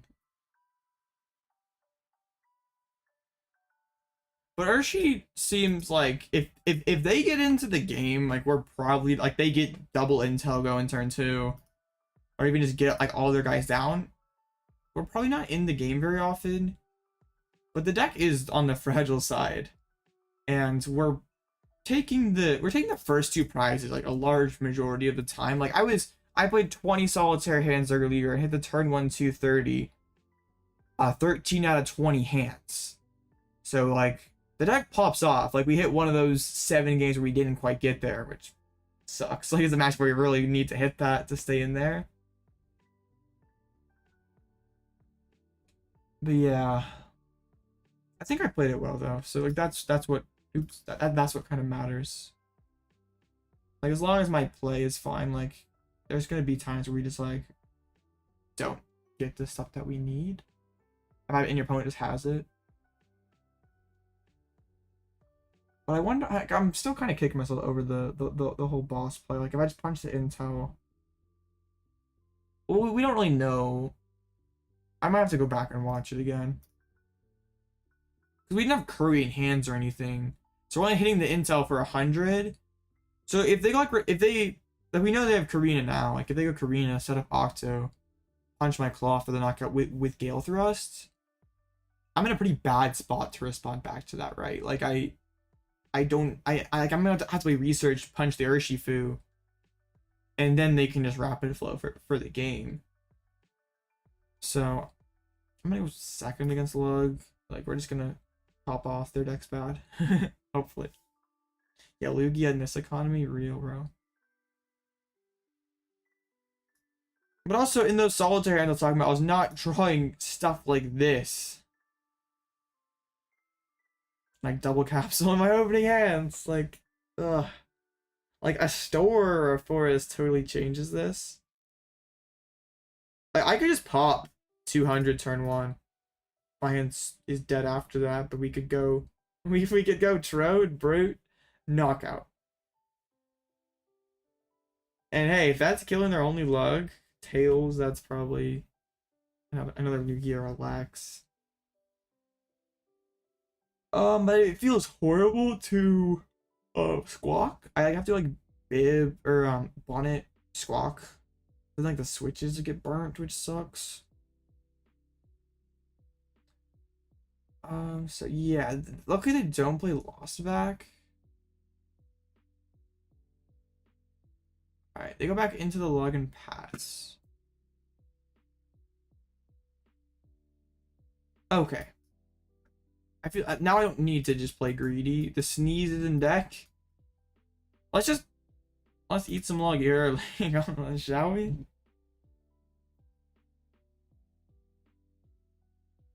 I mean, I don't like popping gift energy, but I like taking prize cards. So, I'll drop this here. Make him think a Thornton could happen.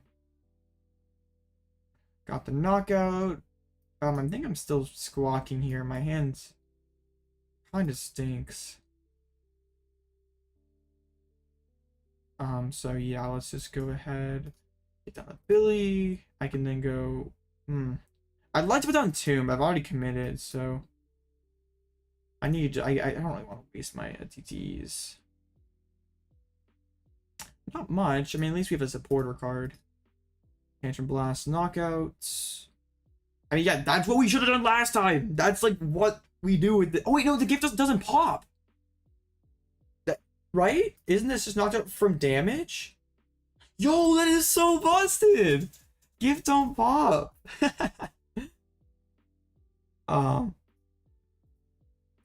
Well, you can let me think that, man. I don't think there's enough V's in the meta to justify Sky Seal. I guess if you were just like, there's the hands. Ugh, I don't know. Like, how you kind of have to be playing it in a Town Store deck. Oh, are you talking about like in here? That could be kind of funny, but Forest is just so good. In this economy, respect. Okay, that decent hands. Still no chops down this late. Yeah, Grass Synergy for Shaven V. They really want to pop that Zard good one time.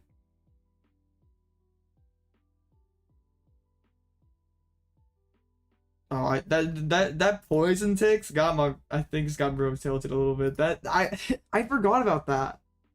But that, like, having the poison basically dodge Raihan. Dodge. Wait, they go lax for the knock? I don't really care. I just go boss KO your hands. Get done another Klawf. Put the energy on it. I mean, it's cool synergy we got here. I don't know why they benched Hands. Like, Hands really is not, like, Hands is such a trap in this matchup. Or just Hands against this deck, I mean. What? The deck list? It's a link in the description. They're cooking something for sure. I guess Hands the Squawk is pretty dang good, so. What? they already manualed here. They can't even swing with the lax. Bro, that's so awful. I just KO'd the hands with. Well, no. Another boss. Bet. Do I just KO hands or Mew? I don't really care if you hands me. I have Klawf on the board. So I just KO Mew. Or Chops, even. It's a pretty funny thing to knock out. But the prize map doesn't make a ton of sense. Alright, boom.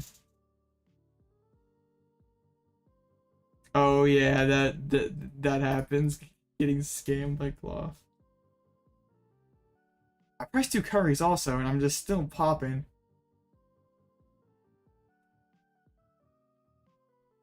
I don't think they have a way to come back from here anyway. I guess you're right. Like, okay, you go Lugia? Or yeah. I think I probably should have. Like, Iono could really screw me up. Yeah, yeah, probably. Oh well. I was thinking like, oh, I got game in hand if I do this prize map, but yeah, we could get bodied here. We had a lot of good cards in hands, and maybe now my opponent takes this not okay. We drew an Iono. Like now my opponent takes this knock, then they go boss Squawk, hands it for 3. Maybe that was a little bit of a throw. I hope it doesn't cost me. I really hope so. I'm hitting the 2-hit on this Lugia. They gotta go back into somebody else. Bib is clutch. Hopefully we can find another Klawf since we're down double switch right now.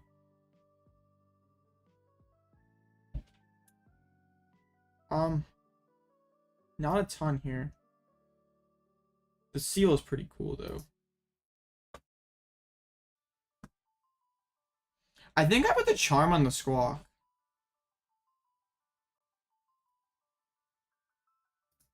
I can test one of these. This is scuffed now. I misplayed this. I was like, oh yeah, 2-2-2 wins. Hey, what's up, Mike? I was just, yeah, I kind of autopilot. Alright, tunnel vision in on that knockout. Now do they hands me though? Oh, it'd be tough. I need a good top deck. I guess I got Bib. I think oh, but they like how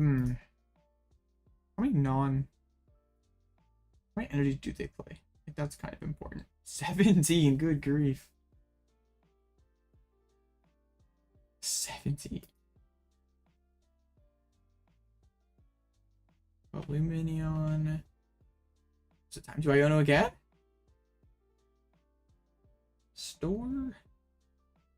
Just want to shuffle the deck real good one time. Yeah, I 1000% should have killed the Archie. I'm just like, what do? They go like Lax knockout, then I knock out the Lax with my Klawf, and the game's basically over. Like, regardless of an Iono or not.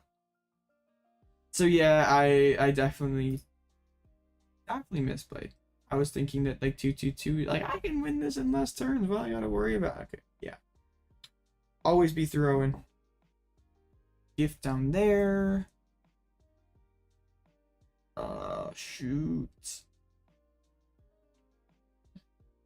I wonder if they're out of like if they could actually power up a hands though without without a DTE. 1, 4. Iono again? Sure, buddy. I'm down.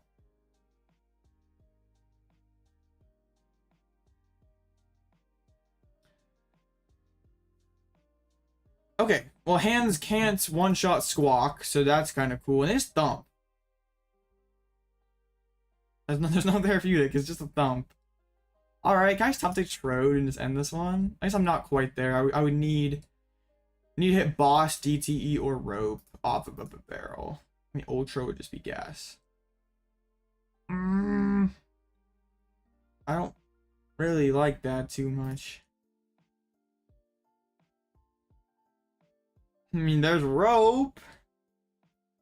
I'm just going to Iono, and we're gonna, I'm very worried that we might have thrown here.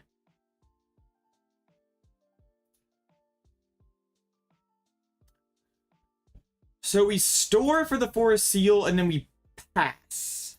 But actually, okay, they could go Radzard, knock out a Trode if I put it into play. And we know there are other Iono at the bottom of the deck with no way to find it, so I don't think the poison here ever matters. So I just swing it back over to them.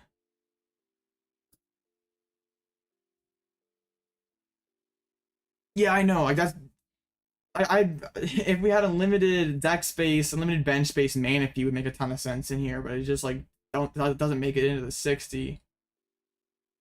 Okay. And yeah, I guess something like a Cyclizar, just something that could pivot seems awesome. So they play 17 energy, there's 4, 7, 9, 10, 13. Goodness. I mean, they're still snoozing, so I don't know where their therapeutic is. They play 1. I lose the hands next turn if I don't figure it out. Like I just need to hit 1 of DTE or Boss off of a Bib for 4. Oh, if they Boss Bib, that's tough. Like, yeah, it puts myself into amp range if I just like straight up like, okay, no Boss.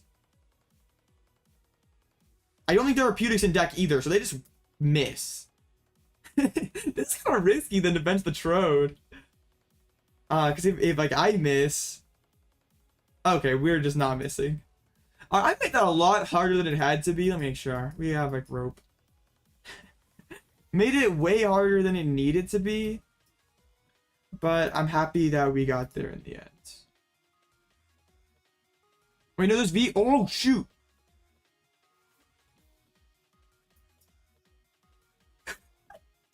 There's V-Guard on that thing. I've not won yet. Stop autopiloting, James, you idiot. Okay, I attached this here. They cannot move this next turn.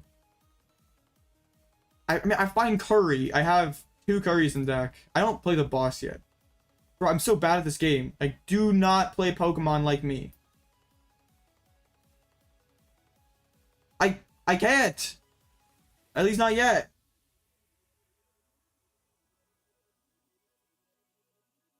I'm not gambling.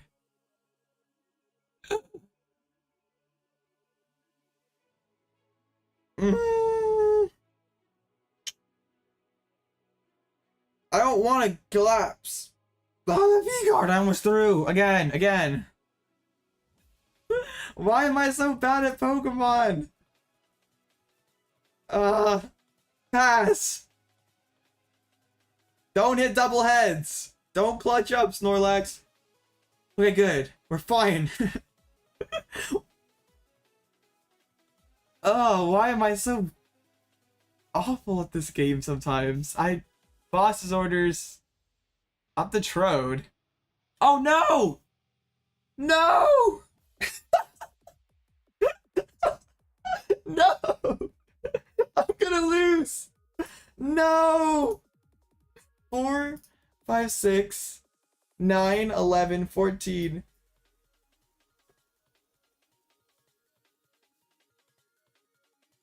I've literally lost this game. This was... I didn't have Curry. I couldn't have knocked out. I can't see any cards. So, they just lax for the game. Right? It's like, I can't ever thin enough cards. Like, I can... This takes 1 away. Then boss, I draw 1 whole card. And there's no possible way I knock out Lugia in 1 hit. Or knock out any of these dudes in 1 hit.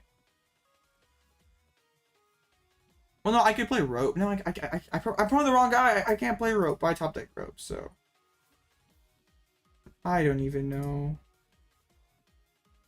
What did I do? Like...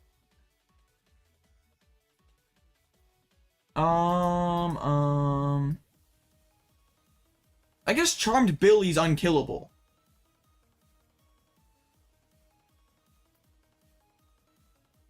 No, I can't reset Radzard. How many jets did they play? They played 3 jets. Okay.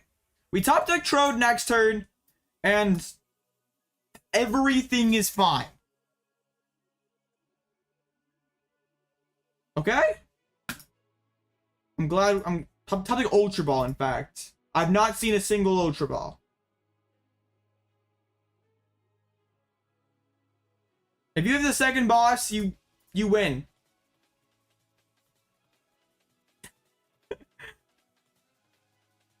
Yeah, Arven's bad in this deck. And Penny's very silly also. Yeah. All out throwing. We were feeling so confident after those first 2 rounds. A little too confident.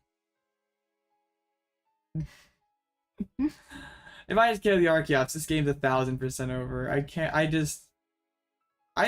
think underestimated the Lugia here. I was just like, oh well. It's a Lugia. They're not gonna figure it out. Bro, whenever I win round 2, it just all goes off the tracks. Like literally every time.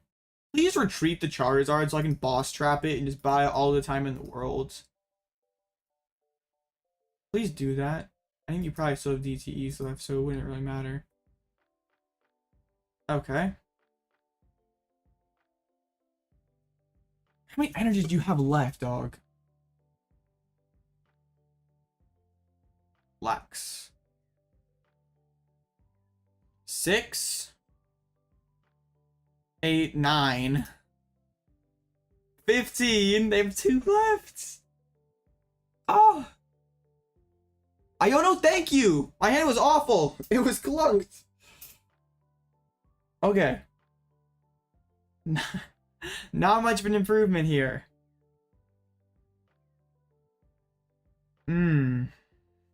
Top deck Ultra. Yes, yes. Let's go. That's the Trode. So we get Rope Curry and we win, right? Right. All right, sounds good.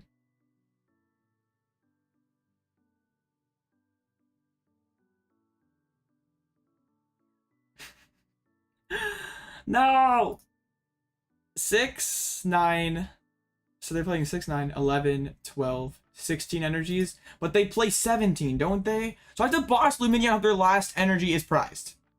That's this is how badly I messed this up. Oh my goodness. Poison myself? Eh? Okay, I won't.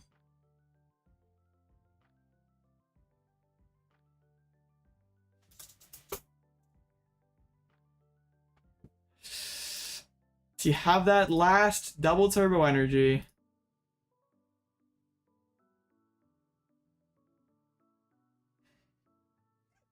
That was horrible. I'm just dropping out of mere shame now. Like, that was absolute stupidity. Bruh, I mean, I deserve to lose it with how bad I played that. But yeah, if I kill the Archeops, they literally have a 0% chance of winning. I was just like, ah, yeah, we find Iono, or we don't get Iono'd.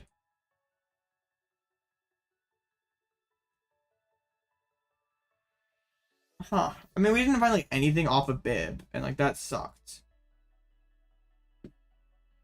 But wow. This is where we could be like, oh, we mid-game bricked. But like, yeah, Bib just didn't give us anything, which like could have maybe rectified my poor play. But yeah, I didn't deserve to win the game, so it's fine. Yeah, F and J for sure. Thank you very much. Bodied. Nah, my opponent got very lucky. Nah, I absolutely misplayed. Well, we can't win anything. I was so hopeful for that 2-0 start. Yeah, I thought I had it.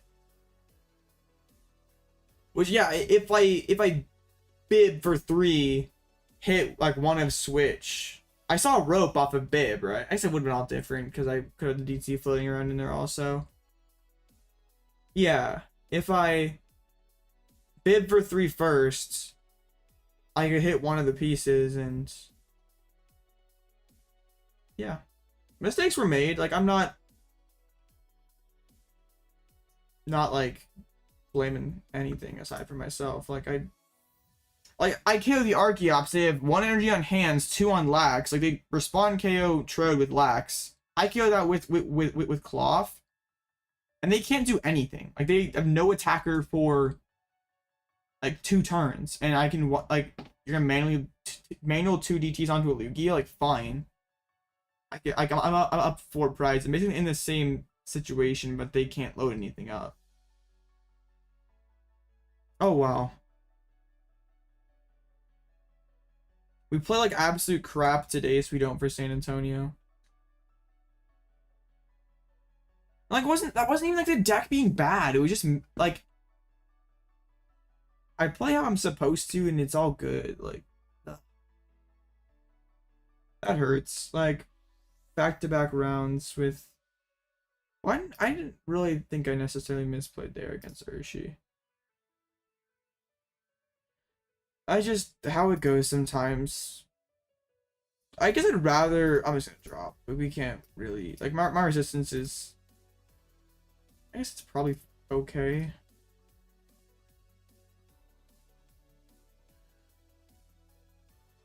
Yeah, I was just like, okay, we win from here, and if I don't burn the forest, I gotta I can't go out like this.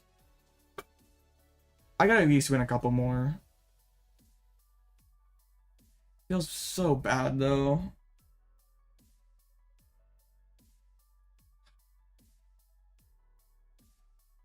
I hate losing to misplays. Like, I'd rather brick and lose than throw a game.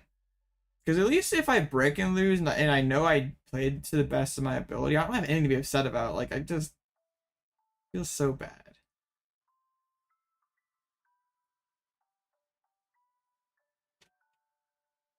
Keep moving forward here, I guess.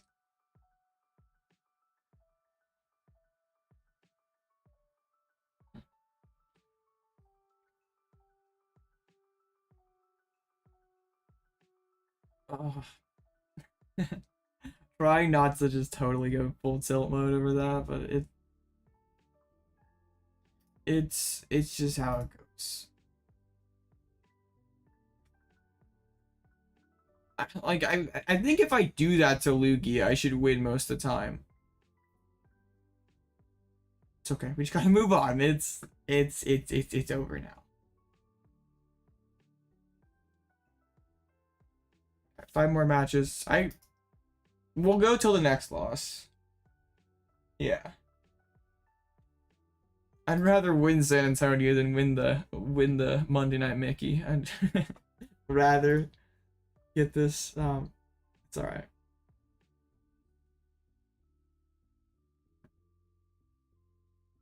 Lots of Urshi's doing well. I think it's funny that like Urshi like always has a good online win rate, but the play rate's always super low. I think it's like a 70% plus win percentage. I maybe could still get something out of this. I also feel kind of bad about like not streaming for a while and being like, well, sorry guys, less than 2 hours live. Like, see ya. Nah, we gotta have a little bit longer overrun.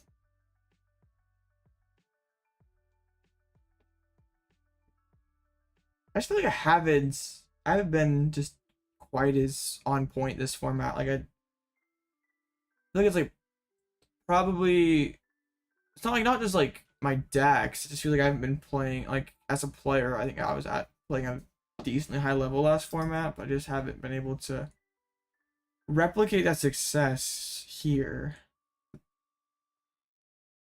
It's all right. We'll get there. So we got 4 matches, probably all Gardymir. Okay, Blocklax versus Zard. Zard versus Tina versus Jolteon Valiance. Delicious. And then of course Blocklax always bodying everyone.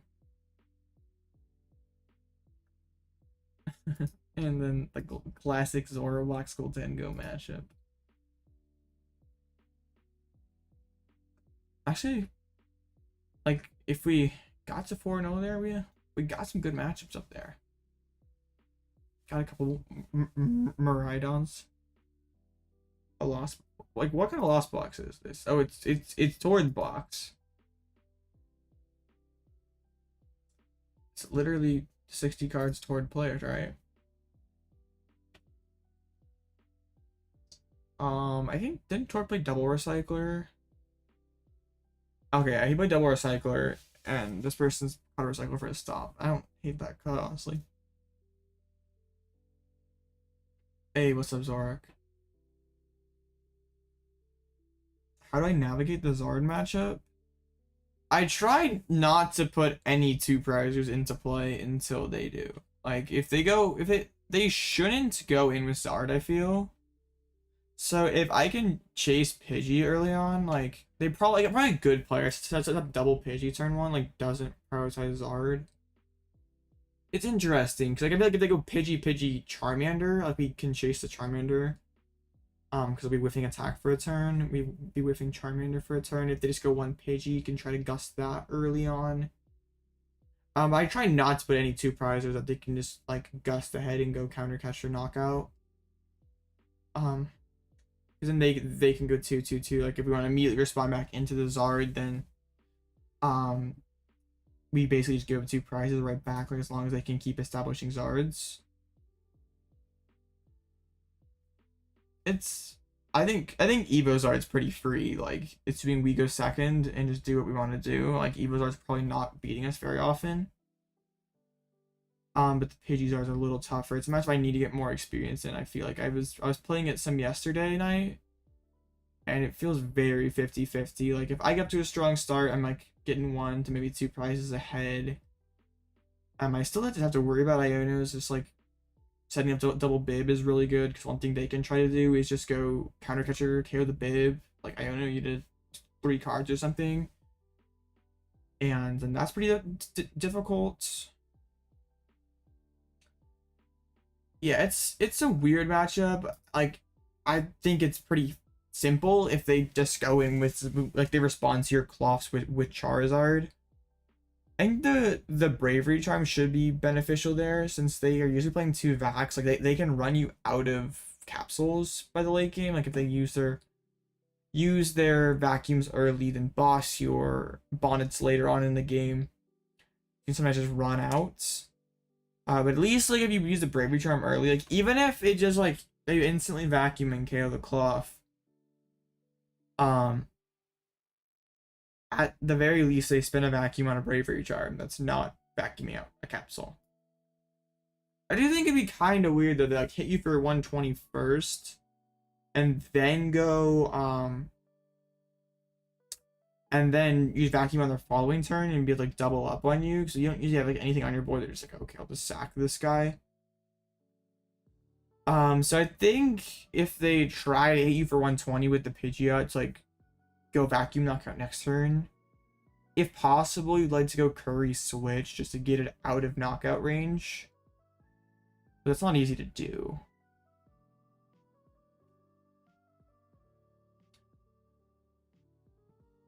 I think if against a good player who's like playing Zard, it feels pretty close. Like also in this list, playing the Tomb, just prioritizing Tomb early in the game is awesome. Like they're could be playing Rotom. Definitely like to use Lumineon early in the game. Like that first round, I know my opponent intended on using Lumineon to get the supporter, but like basically like forces him almost to drop a 2 prize or get no value out of it just to get Forest Seal synergy. Like makes like Arven's a pretty weak card if you're not using it for the Forest Seal bonus. Like even if they're playing Pidgeot V, like Tomb on the board, it can't yeet itself back into the deck. That's something that Electrode can potentially one-shot. Like someone who's good in the matchup probably just goes like Pidgeot and waits to evolve a Zard until that Zard is KOing a Electrode. Or they can't go just Pidgeot, because then like Electrode is gonna tank a hit and 2-shot them. So yeah, it's a weird matchup. It's kind of fluid depending on what they do, like how well, like if they had double VIP and can get down like all the Charmanders and all the Pidgeys and can get energy on Pidgey turn 1, like that's pretty tough. But it's like it's not 100. It's like not like super likely that they get there, because like they're not getting an Arven turn 1. And I honestly think it might be optimal for the Zard. Like they're not gonna do it blindly, obviously, but going second in the matchup, like just to ensure that they have a better first turn. Because Klawf can run a lot of decks off the table if it just doesn't have a super strong setup. Like it doesn't need that much relatively to KO an evolving basic turn 1. And like against like Chin Pao or against Charizard, against Charizard, like in most matchups, they're just like, okay, I can get on one Pidgey, or I can get on one Frigibax, and things are fine. I guess Roaring Moon this round is pretty good. Hey, what's up, Poke Chef? I'm glad to finally see you make one of these lives. I know you've been in my comments a few times. Yeah, I should have.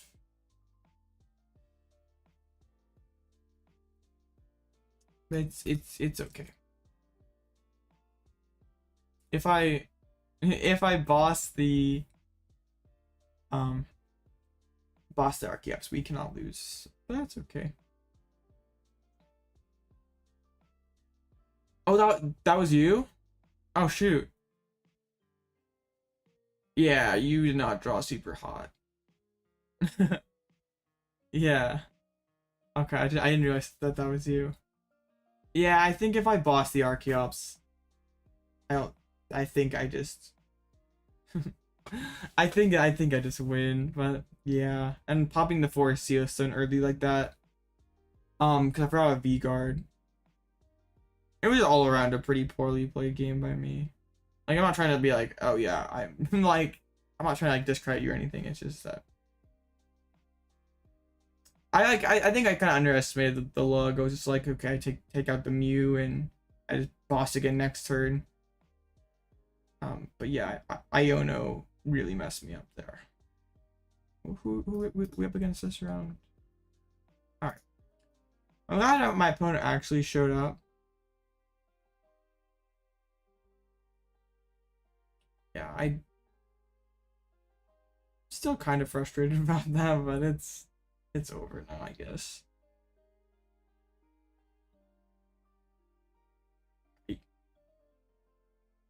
I guess what's more frustrating about that is usually I don't overlook things like that. I feel like sometimes like I play really fast and like that's good sometimes because I don't tie very often, but also it's like I feel like I don't think things as like fully through as I should. But also it like feels awkward in a different way if you're just like so used to playing at a certain pace and you like intentionally try to slow that down. It doesn't feel natural anymore, and then you feel like awkward and like it feels not right. All right, the Moon making me go first. Not spectacular.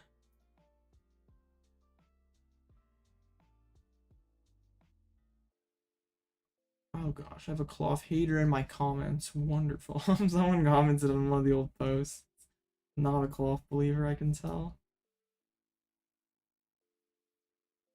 Alright, we do this and we pass. I think. I don't. Oh, are they playing switchers? Oh, they're not. Okay. I'm okay with this then. I was like, okay, I kind of want to sit back. It does feel pretty yucky to bin double curry, but I think this is fine. We can curry the active, why not?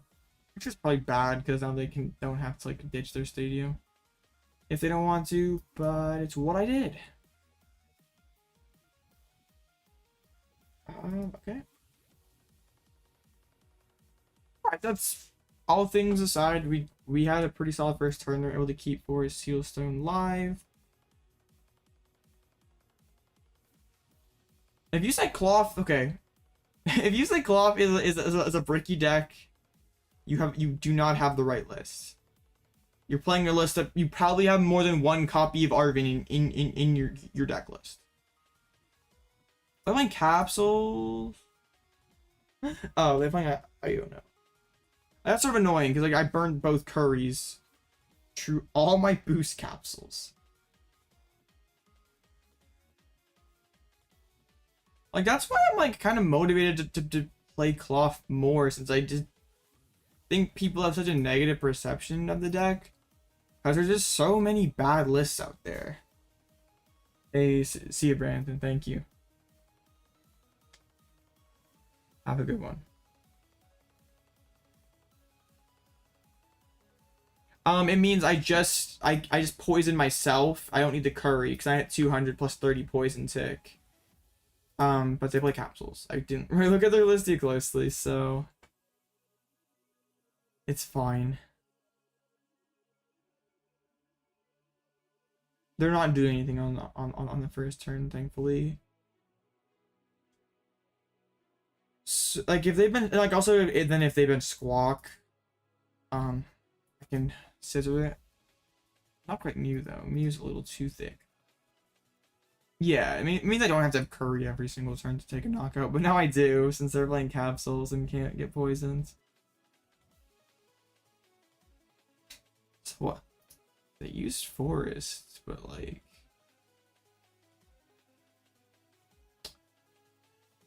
if I could top like Switch, DTE, or Boss, I would like that a lot. Probably Switch would make my day. Or Boss. Hurry? I don't like just gambling and taking the knockout. When my hand is just so weak. But I don't want to Iono here, especially. Like, that feels horrible. Also,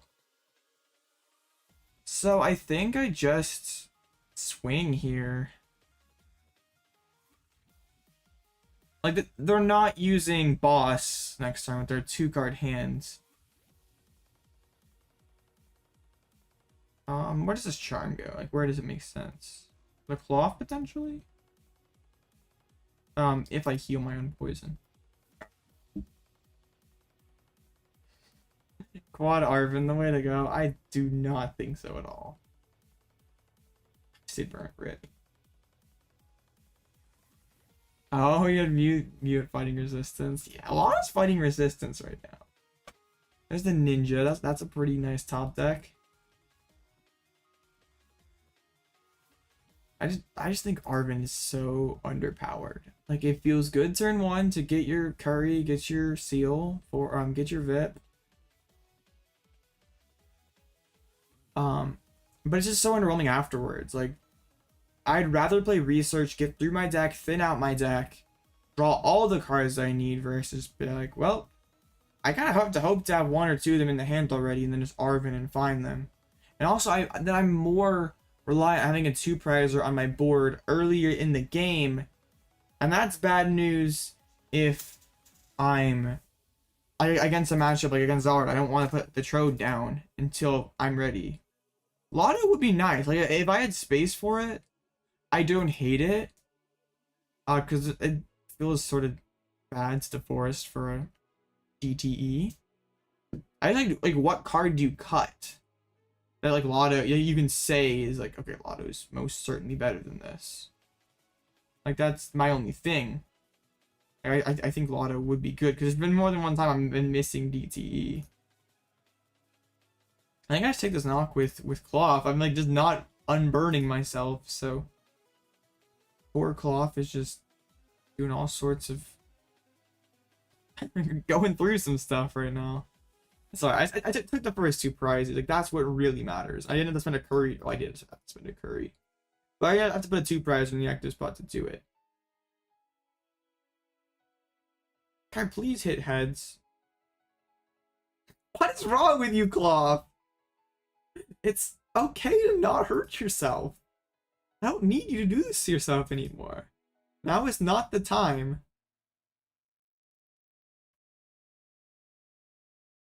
They conceal cards. Like if they have the boss knockout, I can just kind of bounce back. Like Ultra, get down a Trode. And then if I KO, they're like they're on the back but pretty good. They're like, what do you do about that?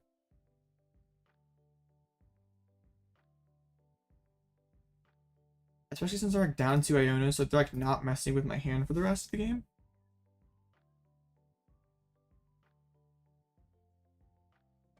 Yeah, Charm is a good card. Like, I was testing the Lost Box matchup earlier today. And just, like, yeah, forcing people to have Vacuum. Like a card that's not Capsule. I've had too many games where I just, like, run out of Capsules. And it's just like, well... that sucks. Like, I don't want to cut a Trode. Because I'm, like, super reliant on finding Rod against Iron Valiant. I don't, like, want to cut one of the techs, because then I'm just, like, dropping I'm dropping percentage points against Mew or against Tina. Like, Lost Box already is kind of a mediocre matchup for us, and then we're just like kind of scooping if we don't have Jirachi. And I think like we already have pretty much an unfixable Guardy matchup. I don't think we can just take the L to another super meta deck, like take like a hard L to Tina or to Lost Box. Like, so yeah, I feel like the Pokemon count's kind of untouchable. Like you want to open Klawf a lot, so, and like you want to use 4 Klawf in like 4 Klawf in a game is the plan a lot of the time. So yeah, it's annoying. All right, they're gonna knock me out, but I don't really care. I can kind of set up checkmate. I have checkmate. I just Ultra Ball down my other Trode, Curry knockout, and then we have it for a seal just chilling in play. Switch out. Yeah, it doesn't even really matter that I don't have, like, I hold the boost capsules so I don't just get bodied by like a boss KO on my Brute Bonnet. We have the other Curry in deck, so this just should be the game.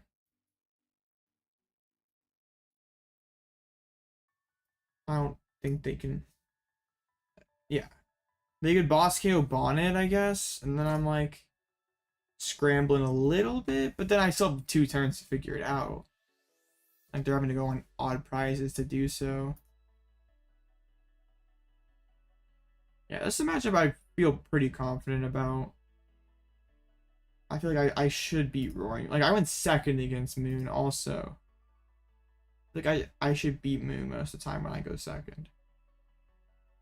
If they have to get back into more Pekko or Ninja, I can fairly easily just be like, okay, no 2 prizers. Or a lot of lists nowadays aren't playing. I guess I feel like you should be playing Cologne switchers, but I feel like I've seen too many lists nowadays that just don't do that. So, like, you're kind of safe if you go second hit with Klawf. Like they can't load up, like can't realistically load up a Roaring Moon and. Oh yeah, and they like put themselves on odd prices anyway. But killing Klawf, that Klawf getting 2 price value was absolutely nuts. So yeah, unless they pop out like the weird lost vacuum here, which they most certainly do not have. We're actually winning this one after, not like last time when I was like, oh yeah, we got this one won. Hold up. So yeah, finally not throwing. I just have kind of like a stress-free matchup though after those. Do those back-to-back throws. And even if I prize my other Curry, I could have just grabbed Boss and KO'd Moltres.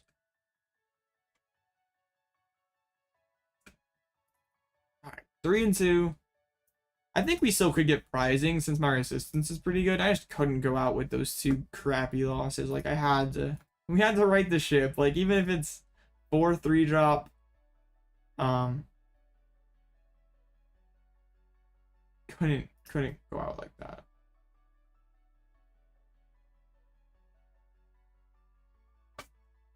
So yeah, getting it out there against the Roaring Moon. My chat appears to have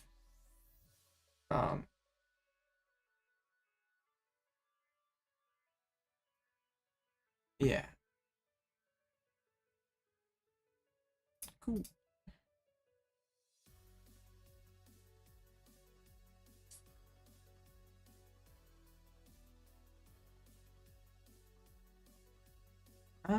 Yeah, my chat's stuck. That's unfortunate. Please work. Of course. Always move along downtime, it breaks. Well. Rip. So now as I try to find something to talk about while I don't have chat to look at, I reset over there. yeah, I feel like if I don't throw those games, like the bracket near the top's pretty quality for me. Like the Gardevoirs aren't doing all that well, right? I don't see Guardy, like that's a good sign. Yeah, 42% win rate. There's none in top cut. Not top cut in this one, obviously, but there's none in contention really to win or get top 8 really.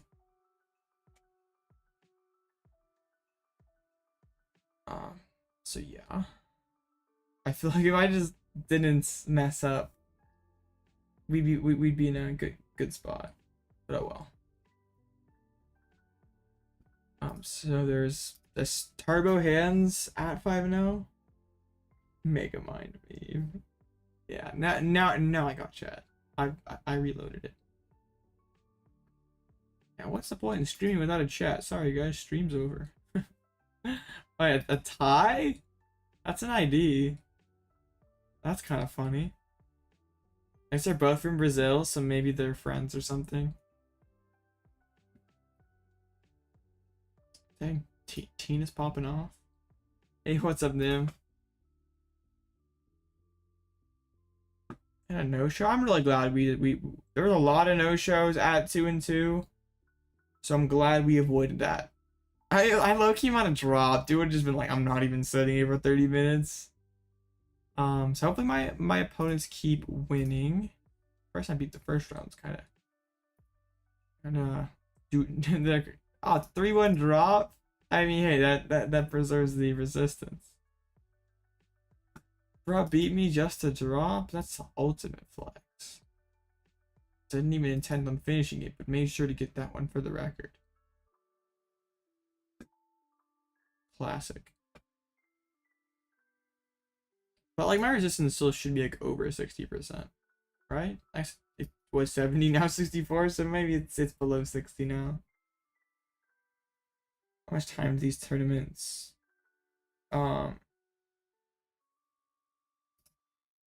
Like per round, it's pretty much the same as real life. If anything, a little shorter because PCG is a little more streamlined.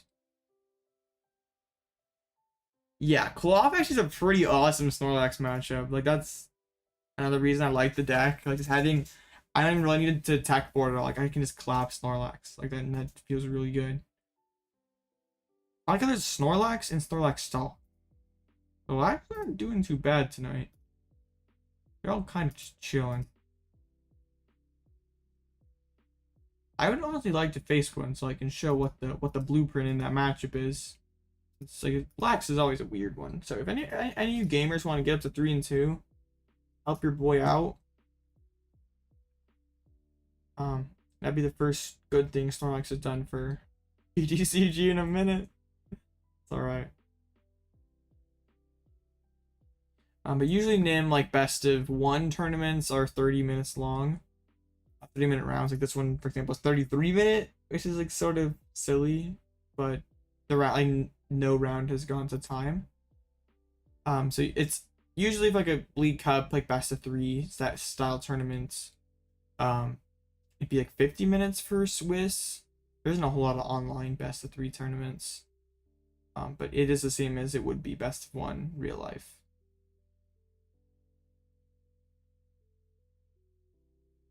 And at least the person I lost to is just, or one of the people I lost to is just carrying.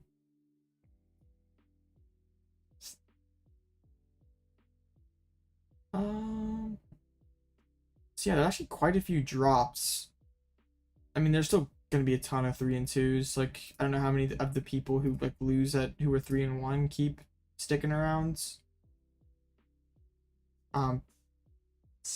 But yeah, like, well, let's see like last week, like one of their tournaments that had like a pretty strong attendance, like similar amounts right here, and 3 6 and 2s got prizing, and I mean over 60% win post win percentage.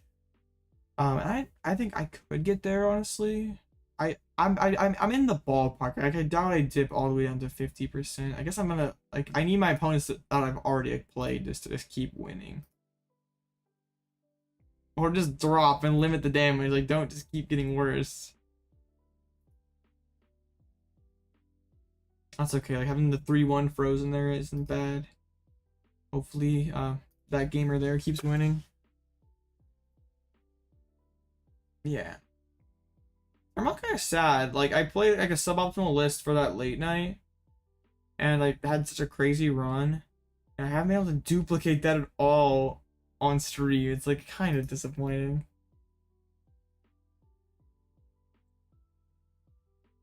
Yeah, it's okay. Like the most important part, like what it's probably like 5 codes or something. Okay, 20 codes. I'm pleasantly surprised.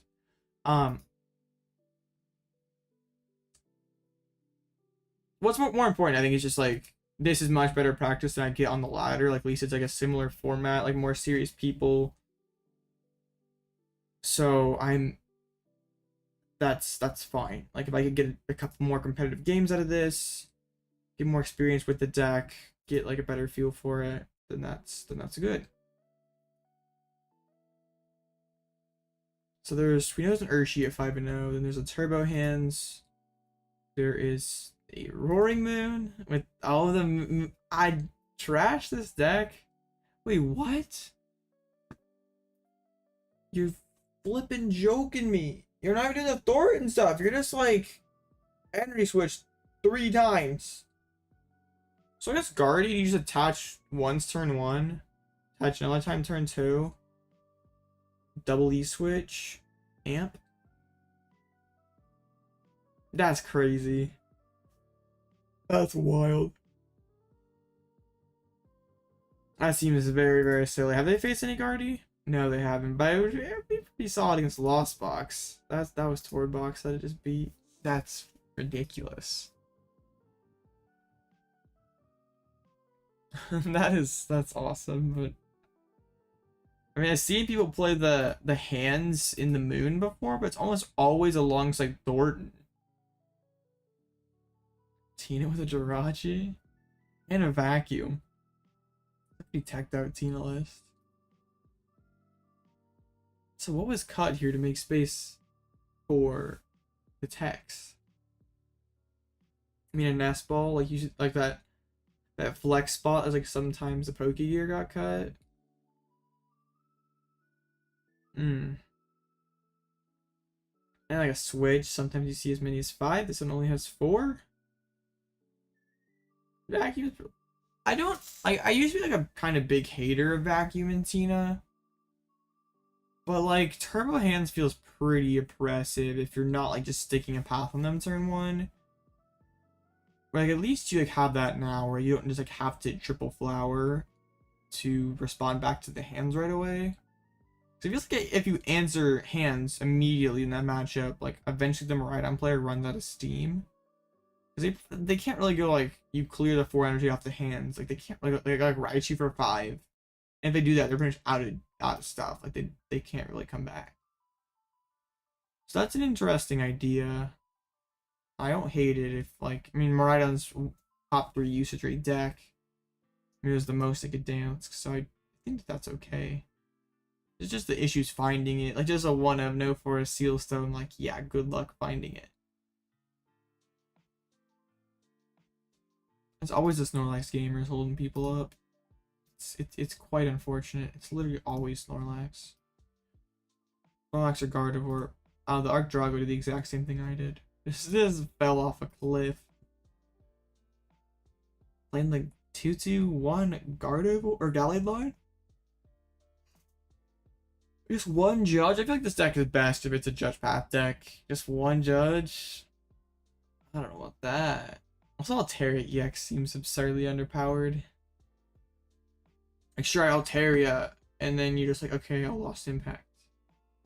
Or I Altaria and you can't mine, but I don't really care. Because I'll just punch you with a Dragonite or a Moon or something. I guess you couldn't gouge, but just still hitting for 230 would be tough. Like, I feel like just, well, maybe it's actually fine against Moon. You hit once with the Altaria. I'm like forcing the gouge into trying to go like Dragon Laser for 4 prizes. It's just like tough to force the gouge twice. Arc decks just feel like it's such an awful position. I know one got top 32 LAC. You're just like you're just so reliant on judge path sticking. Like, you don't actually really beat anything. Like, you're even more fraudulent than you were last format. Like, at least you could use loot, or you use Dura and have like one auto win. Now you're just absolutely fraudulent and you don't really beat anything. You just like hope that judge path beats you, and if I want to hope that judge path beats you, like I can play Miraidon. I feel better about it. So both Laxes are the last two matches here. So that one person that I face beat the Lax? Unfortunately not. I don't think they were not too well equipped to, so can't say I'm all that surprised. That's alright, we hit Lax next round, right? Oh no, wait, they were up 3-2. RIP. I would like to face a Lax though.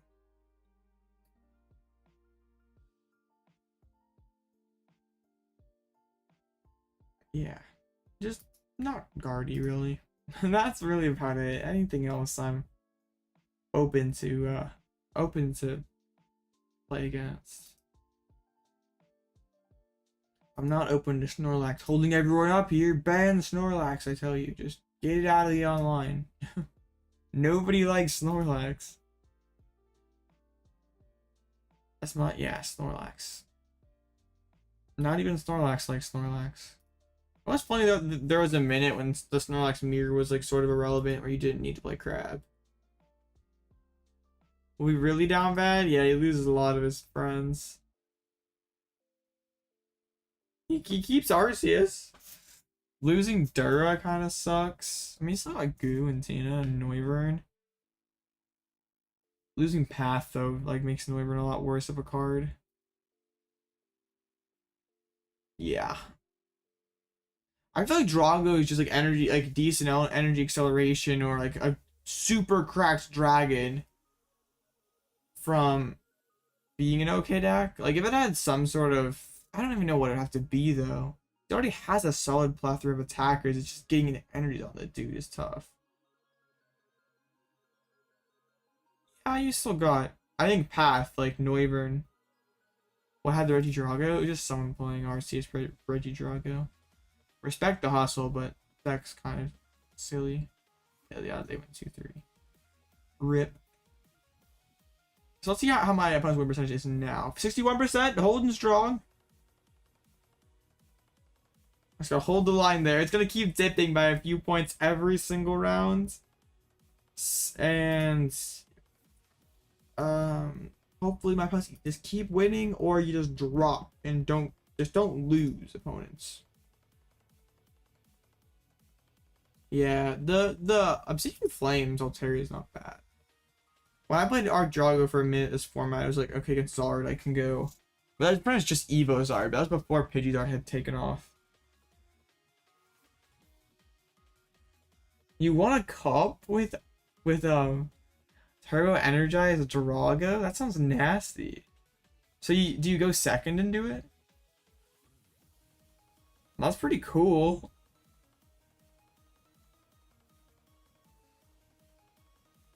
I mean, Noivern Path is pretty nasty. But I still feel like Tina and Tina Moon, even Zard are just, I don't know how you fix those matchups. Like those are by far the biggest issues. I just like Noivern Path and just pray that they can't find Vax. That's like not something you can bank on happening. Yeah, all the 5-0s here. Got an Urshi. We have Urshi, Turbo Hands, Moon, Miraidon, Tina. Tina with an Avery? Oh no. I guess the double gear makes that less bad. 1 Sable, 1 Crab. Oh. 2 Path? Oh, okay. Well, yeah, it does seem like it beat those two decks. Anything aside from that, I guess Mew is probably fine. Like, you keep their energies off the board. Yeah, this, I don't know about this. Avery just seems so silly. Like you're never like Avery's such a situational card. Like it's really cool in decks that see. I guess like you do see a lot of cards with Lost Box, but like when I played Avery in LZB, it would just be like I'd almost always rather play Chorus, and there'd be those times where like okay Avery's busted here, but I could never find it. It would just be like, and that build doesn't have Forest Seal either, so like they're not like it'd be so difficult to find Avery. Think we're gonna get a tie here out of this block lax table. Like this is a good matchup for Tina. Yeah, with the 4 Jets. Nice we could like take a glance at the stream game there. Looks like they have 1 prize there based on the little screen capture. Looks like we'll be getting started again shortly. And hopefully we can at least just string a couple wins together. Like I was feeling like those first 2 rounds, even the 3rd round, like felt fine. Just yeah, losing like such an egregious misplay. That was horrible. True, you do wreck Valiants.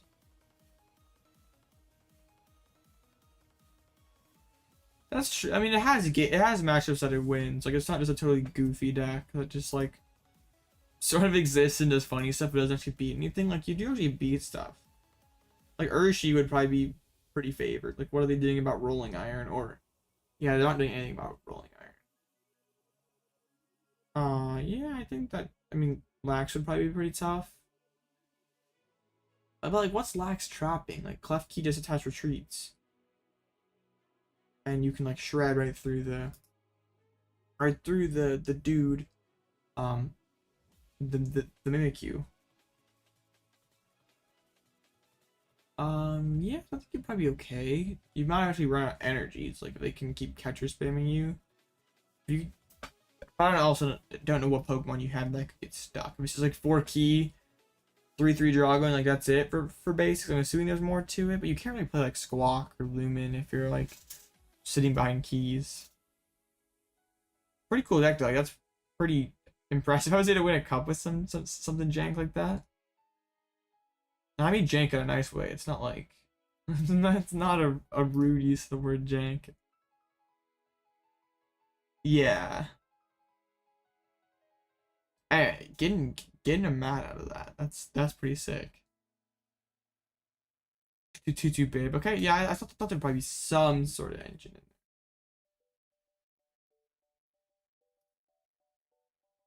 Seems like a lot of fun though. I've always really wanted to get your Drago to work. It just never does for me. Like I poured way too much time into that card for it never to have gotten me anything. I put way too much time into Gita Regidrago last for like after Obsidian Flames. Like okay, Gita surely is that card. Like we Gita to it turn 1. The next turn, like you sit behind the Deonceys. The next turn we go Dragonite Lobe to second dude, and then everything after that is just awesome. Until that first Drago gets knocked out immediately. Yeah, Noivern seems like a super like Noivern was one of the cards I was most excited about out of Paldea. And like yeah, that was like the first deck I built post Paldea. I was like, okay, I really want to try a straight Noivern deck, and it just didn't do enough damage. But at least Drago's got more tools to like beat like if something has a ton of HP like doesn't care about getting path locked. At least Drago can do something about that. But it's got a different set of issues. It's totally inconsistent.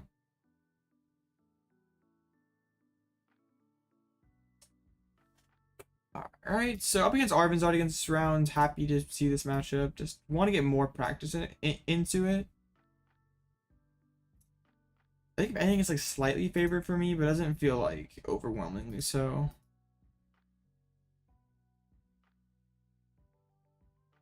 Let's get back in there. Yeah, I was trying to think of like Noivern earlier in this format, because like I was trying to think of like, okay, it bodies Guardy, and if you get low Noivern, you just body Miraidon. But you can't really like Tina and Zard are just too big of an issue.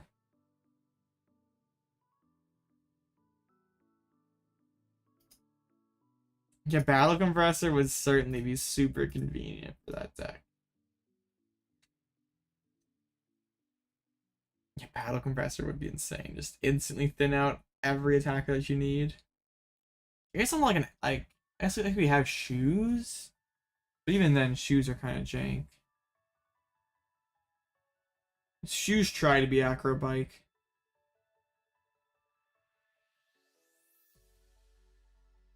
Yeah, Acro Bike would be a lot better though. Being able to see two like. Yeah, this is the joy of playing Klawf in open list. Like what kind of what we sign up for when we do this. I mean, the hand sucks anyway. But yeah, my opponent's playing Pidgeysar. There's no way blindly they're choosing to go first. So we just pass, draw pass, classic. Yeah, there's like no way blindly they choose to do that normally. So it's a little frustrating. Like I can't really get. I guess probably if someone lost game one against the Klawf deck, they probably would choose to go second. This is a little frustrating. I have a lot of work. Then they double VIP. Like I already got rewarded for making. It's a cringe play. Nah, it's fine. And they correctly decided to set up two Pidgeys.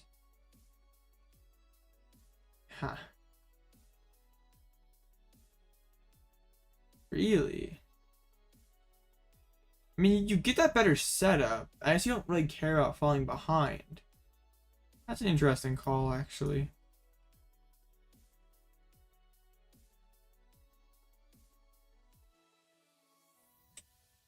I mean, SK the first turn of evolving doesn't matter a ton. I think I just. I think we cut off the rare candy source. Do I get getting Trode down feels so risky. But I just want to get the Forest Sealstone established. I'm just like so far behind. Like if you just have Zard, Boss, everything in that hands like without your baby Mew, then you deserve to win this game. I will happily let you have it.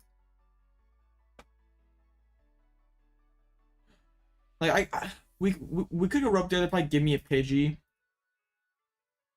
I'm just hoping that since we got off to such a slow start, that we can recover here with by just killing the Mew, like just forcing them to hopefully find like they just need too many cards. Unfortunately, we gifted them the Town Store, so that makes Ultra Ball a much more live card. There's a Charmeleon to the bench. Handsy.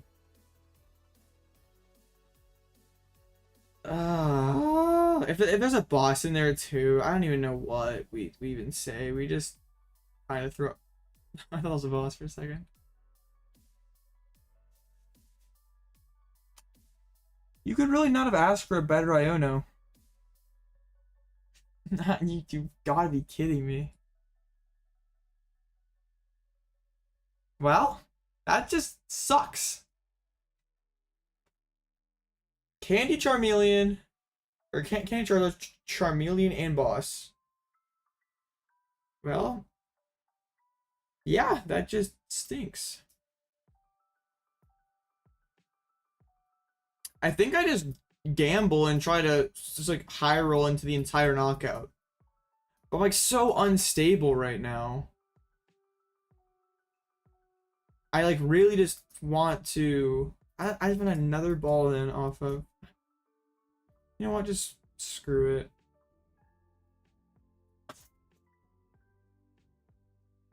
I really like if I race ahead, I get just bogged by Iono. I mean, I got there technically. This feels disgusting though. Just grabbing Nestfall just to find the Brute Bonnet. At least we established Bidoof. I'm feeling better than I did. Like, they just do the same thing. To be fair, they have 4 cards in hands. But it very well could happen and life would suck.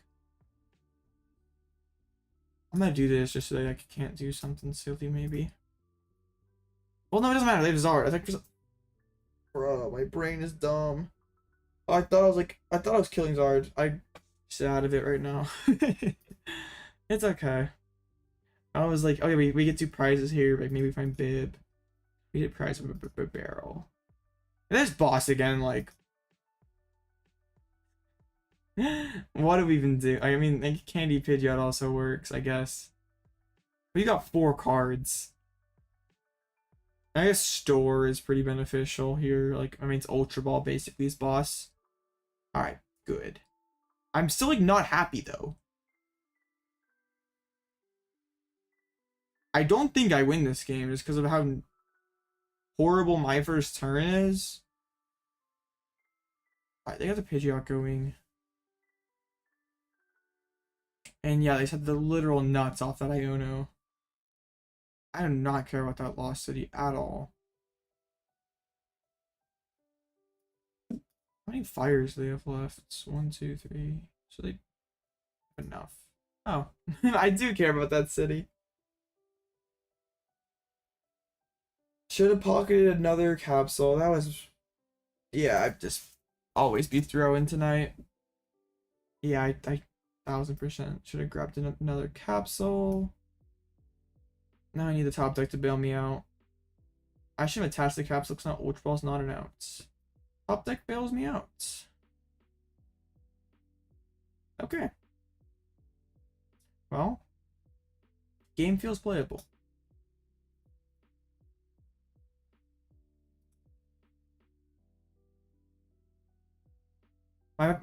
There's nothing stopping my opponent from just going like going boss KO Trode.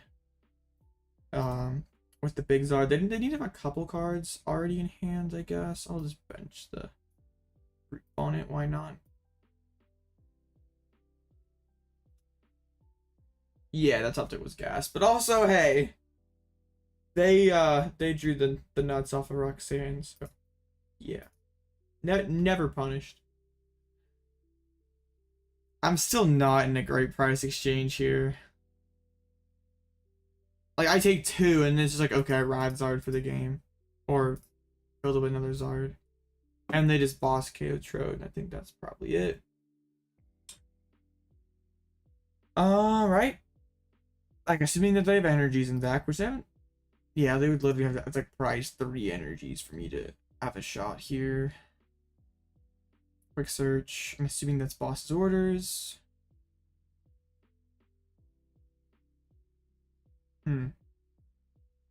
The Iono to 1 could make things pretty interesting.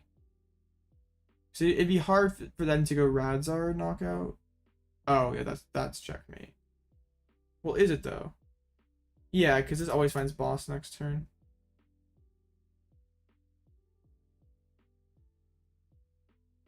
I can't collapse off both. Unless boss is the last 2 prizes, which I doubt they make that play. Yeah.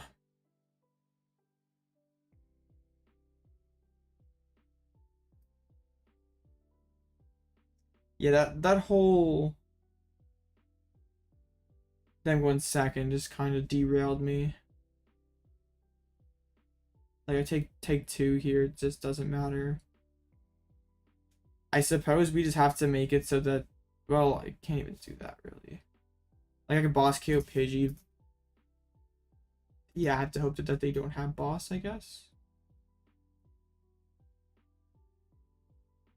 I guess.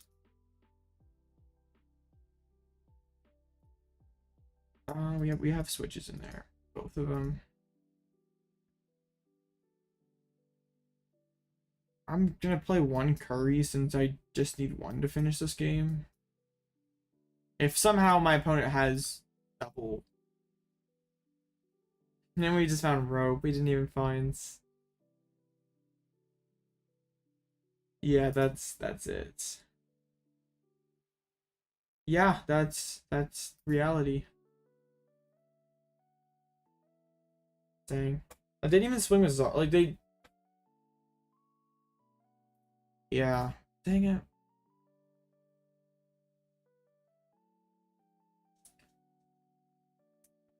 So if Zard's going blind second, like, this makes Klawf pretty bad matchup. What's up, CBR? We just got cooked. And we're about to drop. Yeah, that's what I'm thinking. But I don't want to play Devo. Like, yeah, Devo would have been absolutely massive there.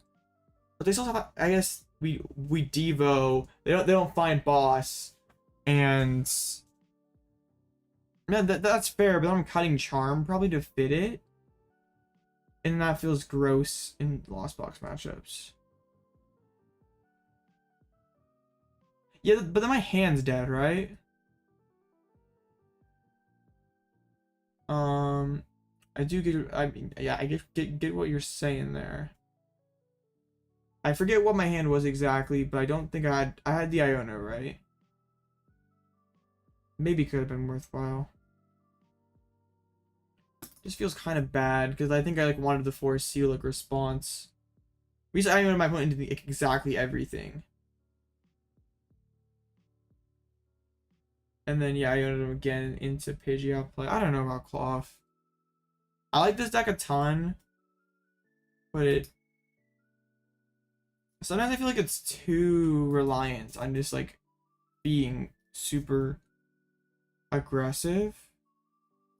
Yeah, the whole blind first thing just screwed up my entire thing there. Like, I didn't hit a single VIP in the opening hand or any sort of ball card. Not blind second, they knew what I was playing. So if Zard is going blind second, which I don't know like how many people... Like, it does make sense though, I think. Like, what? Yeah, that's like not really too many matches where you're just like, oh crap, I went second.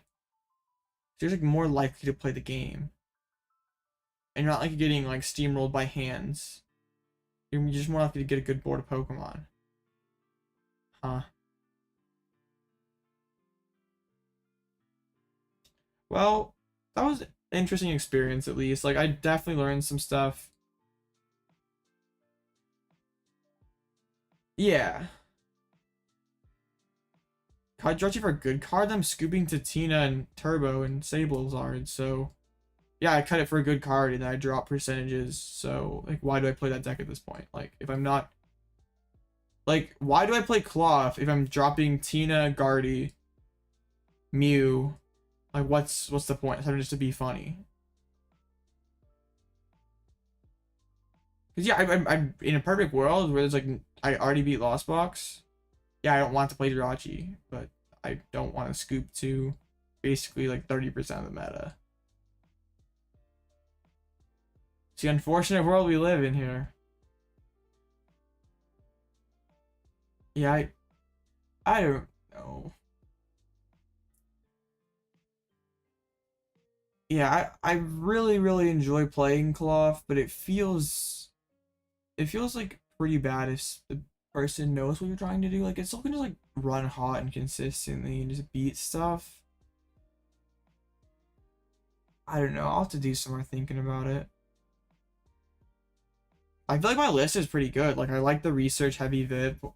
Like, everything feels good. It's like one loss was a misplay that easily could have been rectified. Another one was just randomly missing Curry. Yeah. It's just, it is what it is, I guess. So yeah, I think I'm gonna call it a stream there. Unfortunately, didn't go as go how I wanted it to, but I know what I can do better. Have some more things to think about at least. So I appreciate y'all for hanging out. Subscribe if you haven't already. Join the Discord link below. Like this video so people can see me mess up more and get the algorithm to promote more Alloutblitzle misplays. And I should be back on Wednesday for late nights. And I'll just But I'll see like what happens this week. Yeah, join the Discord. Like I'll always have stuff going on there. But yeah, I appreciate you guys for hanging out, and I will see you again real soon.